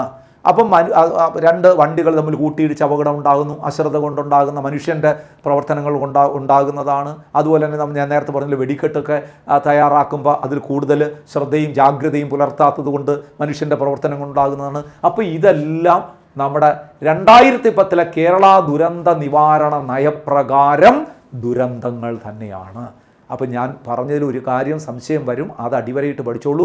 സുനാമി ഏത് തരം ദുരന്തമാണെന്ന് വെച്ചാൽ ഭൗമഘടനയുമായി ബന്ധപ്പെട്ട ദുരന്തം. ഭൂകമ്പം, ഉരുൾപൊട്ടൽ, ഇതൊക്കെ ഇതിനകത്ത് വരുന്നതാണ്. വരൾച്ച, വെള്ളപ്പൊക്കം, മഴക്കെടുതി, ഇതൊക്കെ നമ്മൾ പറയുന്നത് ജലവും കാലാവസ്ഥയുമായ ദുരന്തങ്ങളാണ്. നിപ്പ, അതുപോലെ തന്നെ നമ്മൾ പറയും COVID-19, അല്ലെങ്കിൽ പക്ഷിപ്പനി, പന്നിപ്പനി, ഇങ്ങനെയൊക്കെ പറയുന്നത് ജൈവഘടനയുമായി ബന്ധപ്പെട്ട ദുരന്തങ്ങൾ. അതുപോലെ തന്നെ വെടിക്കെട്ട് അപകടം, പിന്നെ രണ്ട് വാഹനങ്ങൾ കൂട്ടിയിടിച്ചുണ്ടാകുന്ന അപകടങ്ങൾ, ഇങ്ങനെയൊക്കെയുള്ള അപകടങ്ങൾ വരുന്നത് മനുഷ്യജന്യമായ ദുരന്തങ്ങളാണ്. ഈ 5 തരം ദുരന്തങ്ങളും 2010 കേരള സംസ്ഥാന ദുരന്ത നിവാരണ നയപ്രകാരം ദുരന്തങ്ങളാണ് എന്ന് വ്യക്തമാക്കിയിട്ടുണ്ട്. ഓക്കെ അല്ലേ? അപ്പോൾ ഈ ചോദ്യത്തിൻ്റെ ഉത്തരവും നിങ്ങൾ കിട്ടിയില്ലേ? നോക്കാം, അടുത്തതിലേക്ക് പോകാം. നോക്കൂ, നെക്സ്റ്റ് ചോദ്യം, സംസ്ഥാന ദുരന്ത നിവാരണ അതോറിറ്റിയുടെ പ്രവർത്തനങ്ങളിൽ ഉൾപ്പെട്ടതേത്? ഞാൻ നേരത്തെ പറഞ്ഞു, തുടക്കത്തിൽ പറഞ്ഞു, സംസ്ഥാന ദുരന്ത നിവാരണ അതോറിറ്റിയുടെ പ്രവർത്തനങ്ങൾ ഏറെക്കുറെ ഞാൻ ബോധ്യപ്പെടുത്തി. അപ്പോൾ ഇനി അതിൽ നിന്ന് നിങ്ങൾക്ക് ഈ ചോദ്യത്തിൻ്റെ ഉത്തരം പറയാൻ കഴിയുമോ എന്നൊന്ന് പരിശോധിക്കുക. നോക്കൂ, സംസ്ഥാന ദുരന്ത നിവാരണ അതോറിറ്റിയുടെ പ്രവർത്തനങ്ങളിൽപ്പെട്ടത് ദുരന്ത നിവാരണ നയം രൂപീകരിക്കുക. അത് തന്നെയാണ് ദുരന്ത നിവാരണ അതോറിറ്റികളുടെ പ്രാഥമികമായ ലക്ഷ്യം. ഒരു ദുരന്ത നിവാരണ നയം രൂപീകരിക്കുക. ദുരന്ത നിവാരണ നയം രൂപീകരിക്കുക. പ്രകൃതി ദുരന്ത സാധ്യതയുള്ള മേഖലകൾ നിർണയിക്കുക. ദുരന്ത സാധ്യതയുള്ള മേഖല, അതാണ് ഞാൻ ആദ്യം പറഞ്ഞത്. എവിടെയൊക്കെ ദുരന്തം സംഭവിക്കാം എന്നുള്ളത് മുൻകൂട്ടി കാണുക. ദുർബലമായ ചില ഭൗമ മേഖലകളുണ്ടല്ലോ, അവിടെയൊക്കെ ദുരന്തങ്ങൾ ഉണ്ടാകാം മഴ വരുമ്പോൾ. അതുപോലെ തന്നെ മണ്ണിടിച്ചിലിന് സാധ്യതയുള്ള മേഖലകൾ, ഉരുൾപൊട്ടലിന് സാധ്യതയുള്ള മേഖലകൾ, ഇതൊക്കെ മുൻകൂട്ടി കണ്ടുകൊണ്ട് അത് തടയുന്നതിന് വേണ്ടിയിട്ടോ അല്ലെങ്കിൽ അതുണ്ടായിക്കഴിഞ്ഞാൽ അതിൻ്റെ ആഘാതം കുറയ്ക്കുന്നതിന് വേണ്ടിയിട്ടോ ഒക്കെയുള്ള നടപടികൾ സ്വീകരിക്കുക.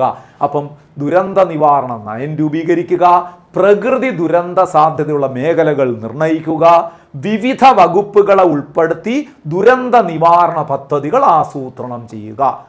പല വകുപ്പുകളുടെ സേവനം ആവശ്യമാണ്. ഒരു ദുരന്തം നടന്നു കഴിഞ്ഞാൽ ഏതെങ്കിലും ഒരു വകുപ്പിൻ്റെ പരിധിയിൽ നിൽക്കുന്നതല്ല അതിൻ്റെ മറ്റ് പ്രവർത്തനങ്ങൾ. അപ്പം വിവിധ വകുപ്പുകളെ ഏകോപിപ്പിച്ചുകൊണ്ട് ദുരന്ത നിവാരണ പദ്ധതികൾ ആസൂത്രണം ചെയ്യുക. ഇതും സംസ്ഥാന ദുരന്ത നിവാരണ അതോറിറ്റിയുടെ പ്രവർത്തനം തന്നെയാണ്.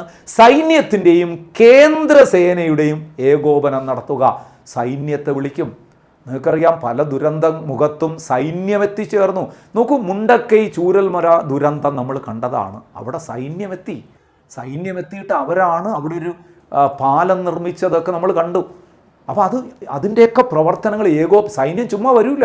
സൈന്യത്തെ വിവരം അറിയിച്ച് അവരെ പ്രവർത്തനത്തെ ഏകോപിപ്പിക്കുക എന്നൊക്കെ നമ്മുടെ ദുരന്ത നിവാരണ അതോറിറ്റിയുടെ പ്രവർത്തനമാണ്. ദുരന്തം നടക്കുമ്പോൾ സൈന്യത്തിന് വളരെയധികം റോളുണ്ട് കേട്ടോ. നമ്മുടെ പോലീസ് മാത്രമല്ല, സൈന്യം, നമ്മുടെ ആർമി, നേവി, എല്ലാ വിഭാഗക്കാരും, എയർഫോഴ്സ്, എല്ലാ വിഭാഗക്കാരും ഏകോപിച്ചുകൊണ്ടുള്ള പ്രവർത്തനങ്ങൾ നടത്തേണ്ടത് ആരാണ്? ദുരന്ത നിവാരണ അതോറിറ്റിയാണ്. അപ്പോൾ ഇവിടെ സൈന്യത്തിൻ്റെ കാര്യം പറഞ്ഞപ്പോൾ ഒരു ചോദ്യം കൂടെ നിങ്ങൾ ഓർമ്മിപ്പിക്കാൻ ഞാൻ ആഗ്രഹിക്കുന്നു.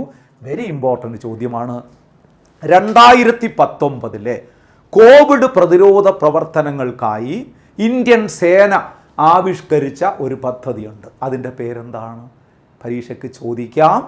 2019 കോവിഡ് പ്രതിരോധ പ്രവർത്തനത്തിൻ്റെ ഭാഗമായി ഇന്ത്യൻ സേന ആവിഷ്കരിച്ച് നടപ്പിലാക്കിയ പദ്ധതി ഓപ്പറേഷൻ നമസ്തേ. ഇപ്പം ഇവിടെ വെച്ച് പഠിക്കണം. എന്താണ് ആ പദ്ധതിയുടെ പേര്? ഓപ്പറേഷൻ നമസ്തേ. ഓപ്പറേഷൻ നമസ്തേ എന്താണ് ആ പദ്ധതി? അതായത് COVID-19 പ്രതിരോധ പ്രവർത്തനങ്ങൾക്കായി ഇന്ത്യൻ സേന ആവിഷ്കരിച്ച് നടപ്പിലാക്കിയ പദ്ധതിയുടെ പേരാണ് ഓപ്പറേഷൻ നമസ്തേ. അതുകൂടെ മനസ്സിൽ വെച്ചുകൊള്ളുക. അപ്പോൾ സംസ്ഥാന ദുരന്ത നിവാരണ അതോറിറ്റിയുടെ പ്രവർത്തനങ്ങളിൽ ഉൾപ്പെട്ടത്, കീവേഡ് അതാണ്, ഉൾപ്പെടാത്തതല്ല, ഉൾപ്പെട്ടത്, ഇതെല്ലാം ഉൾപ്പെട്ടതാണ്. ദുരന്ത നിവാരണ നയം രൂപീകരിക്കുക, പ്രകൃതി ദുരന്ത സാധ്യതയുള്ള മേഖലകൾ നിർണ്ണയിക്കുക, വിവിധ വകുപ്പുകളെ ഉൾപ്പെടുത്തി ദുരന്ത നിവാരണ പദ്ധതികൾ ആസൂത്രണം ചെയ്യുക, സൈന്യത്തിൻ്റെയും കേന്ദ്ര സേനയുടെയും ഏകോപനം നടത്തുക. അപ്പോൾ ആൻസർ എന്താണ്? മുകളിൽ പറഞ്ഞവയെല്ലാം ഇതിൻ്റെ ആൻസറാണ്. അപ്പോൾ ഈ ചോദ്യം മനസ്സിലായിട്ടുണ്ടാവുമെന്ന് വിശ്വസിക്കുന്നു. എങ്കിൽ നമുക്ക് അടുത്ത ചോദ്യത്തിലേക്ക് ഒന്ന് കടക്കാം. സംസ്ഥാന ദുരന്ത നിവാരണ അതോറിറ്റിയുടെ പരിധിയിൽ വരുന്ന പ്രധാന ദുരന്തങ്ങൾ താഴെ പറയുന്നവയിൽ ഏതൊക്കെയാണ്?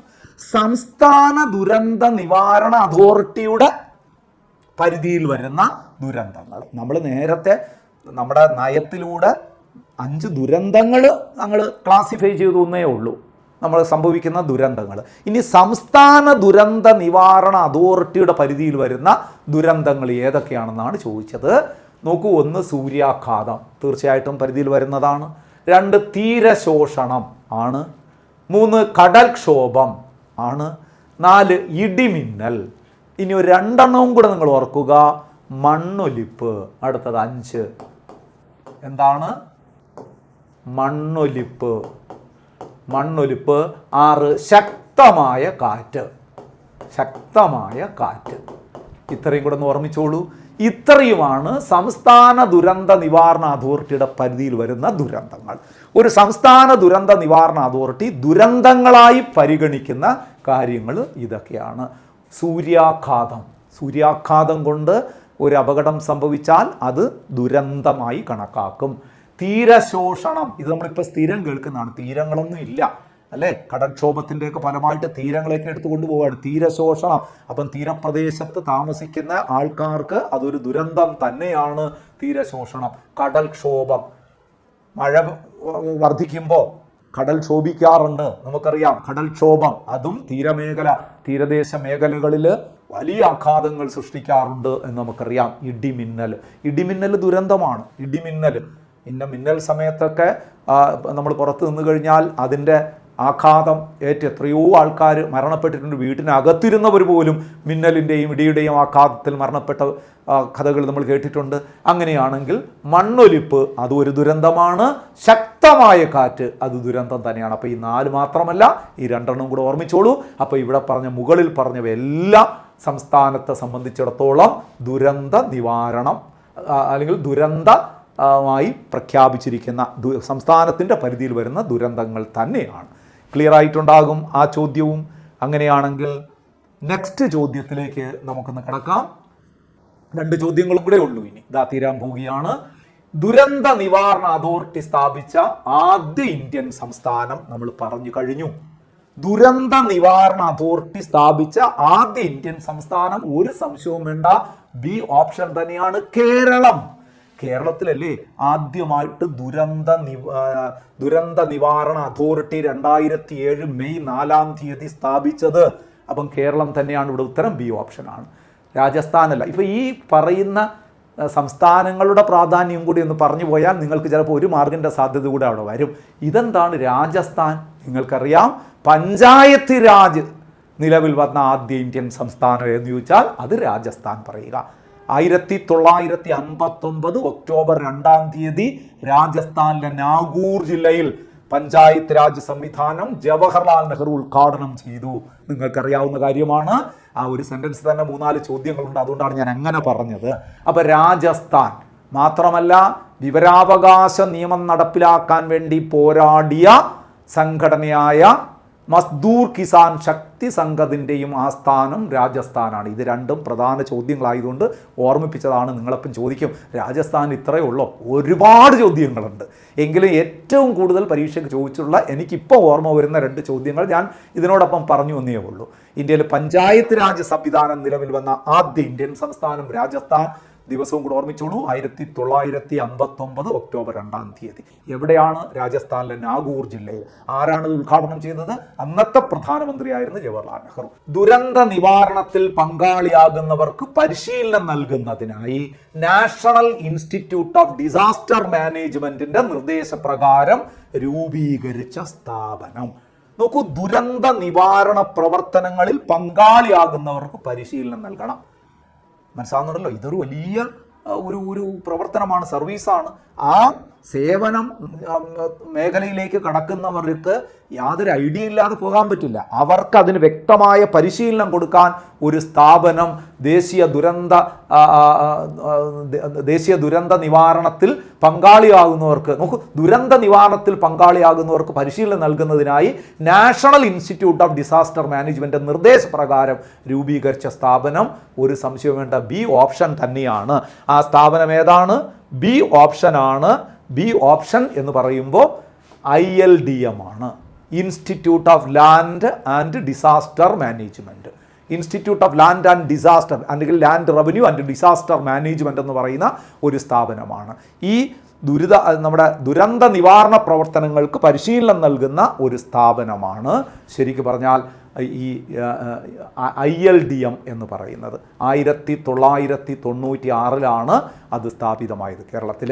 നോക്കൂ, ഇവിടെ ഓപ്ഷനിലേക്ക് വരാം. കില നിങ്ങൾക്കറിയാം, Kerala institute of local administration 1990 തൃശ്ശൂരിലെ മുളങ്കുന്നത്തുകാവിൽ സ്ഥാപിതമായ ഒരു സ്ഥാപനമാണ്. തദ്ദേശ സ്വയംഭരണ സ്ഥാപനങ്ങളിലെ അംഗങ്ങൾക്ക് പരിശീലനം നൽകുന്ന സ്ഥാപനം KILA, Kerala institute of local administration എന്ന് പറയുന്ന സ്ഥാപനം തദ്ദേശ സ്വയംഭരണ സ്ഥാപനങ്ങളിൽ പഞ്ചായത്ത്, മുനിസിപ്പാലിറ്റി, കോർപ്പറേഷനിലൊക്കെ അംഗങ്ങളാകുന്നവർക്ക് പരിശീലനം നൽകുന്നതാണ്. 1990 സ്ഥാപിതമായി. അതിൻ്റെ ആസ്ഥാനം തൃശ്ശൂർ മുളങ്കുന്നത്തുകാവാണ്. കിലയുടെ ചെയർമാൻ ആരായിരിക്കും? തദ്ദേശ സ്വയംഭരണ വകുപ്പ് മന്ത്രിയായിരിക്കും. പഞ്ചായത്ത് മന്ത്രി, തദ്ദേശ സ്വയംഭരണ വകുപ്പ് മന്ത്രിയായിരിക്കും കിലയുടെ എപ്പോഴും ചെയർമാനായി വരുന്നത്. ഇനി അടുത്ത ഓപ്ഷനിൽ പറയാനുള്ളതുകൊണ്ടോ? IIPA, Indian institute of public administration 1954 സ്ഥാപിതമായ ഒരു സ്ഥാപനമാണ് public administration institute, Indian institute of public administration. Indian institute of public administration എന്താണ്?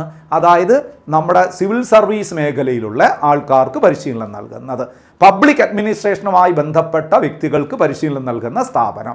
Indian institute of public administration സ്ഥാപിതമായത് ആരുടെ റിപ്പോർട്ടിൻ്റെ അടിസ്ഥാനത്തിലാണ്? അല്ലെങ്കിൽ ഇതിൻ്റെ സ്ഥാപകൻ എന്നറിയപ്പെടുന്ന ആൾ ആരാണെന്ന് ചോദിച്ചാൽ അദ്ദേഹത്തെയാണ് father of Indian public administration എന്ന് നമ്മൾ വിശേഷിപ്പിക്കുന്നത്. ഇന്ത്യൻ പൊതുഭരണത്തിൻ്റെ പിതാവ് പോൾ എച്ച് ആപ്പിൾബി. നിങ്ങൾ പഠിച്ചിട്ടുണ്ട് ആരാണ്? Paul H Appleby. അദ്ദേഹത്തിൻ്റെ റിപ്പോർട്ടിൻ്റെ അടിസ്ഥാനത്തിൽ ആണ് 1954 Indian institute of public administration സ്ഥാപിതമായത്. അപ്പോൾ അതിൻ്റെ സ്ഥാപക നേതാവ്, ഫൗണ്ടിങ് ലീഡർ എന്ന് പറയുന്നതിന് നമുക്ക് ഫൗണ്ടർ എന്ന് തന്നെ നമുക്ക് പറയാം. Father of Indian public administration എന്നൊക്കെ വിശേഷിപ്പിക്കുന്ന ആരെയാണ്? പോൾ എച്ച് ആപ്പിൾബി ആണ്. ഓർത്തോളുക. ഇതെന്താണ്? KIDE, Kerala institute of digital education.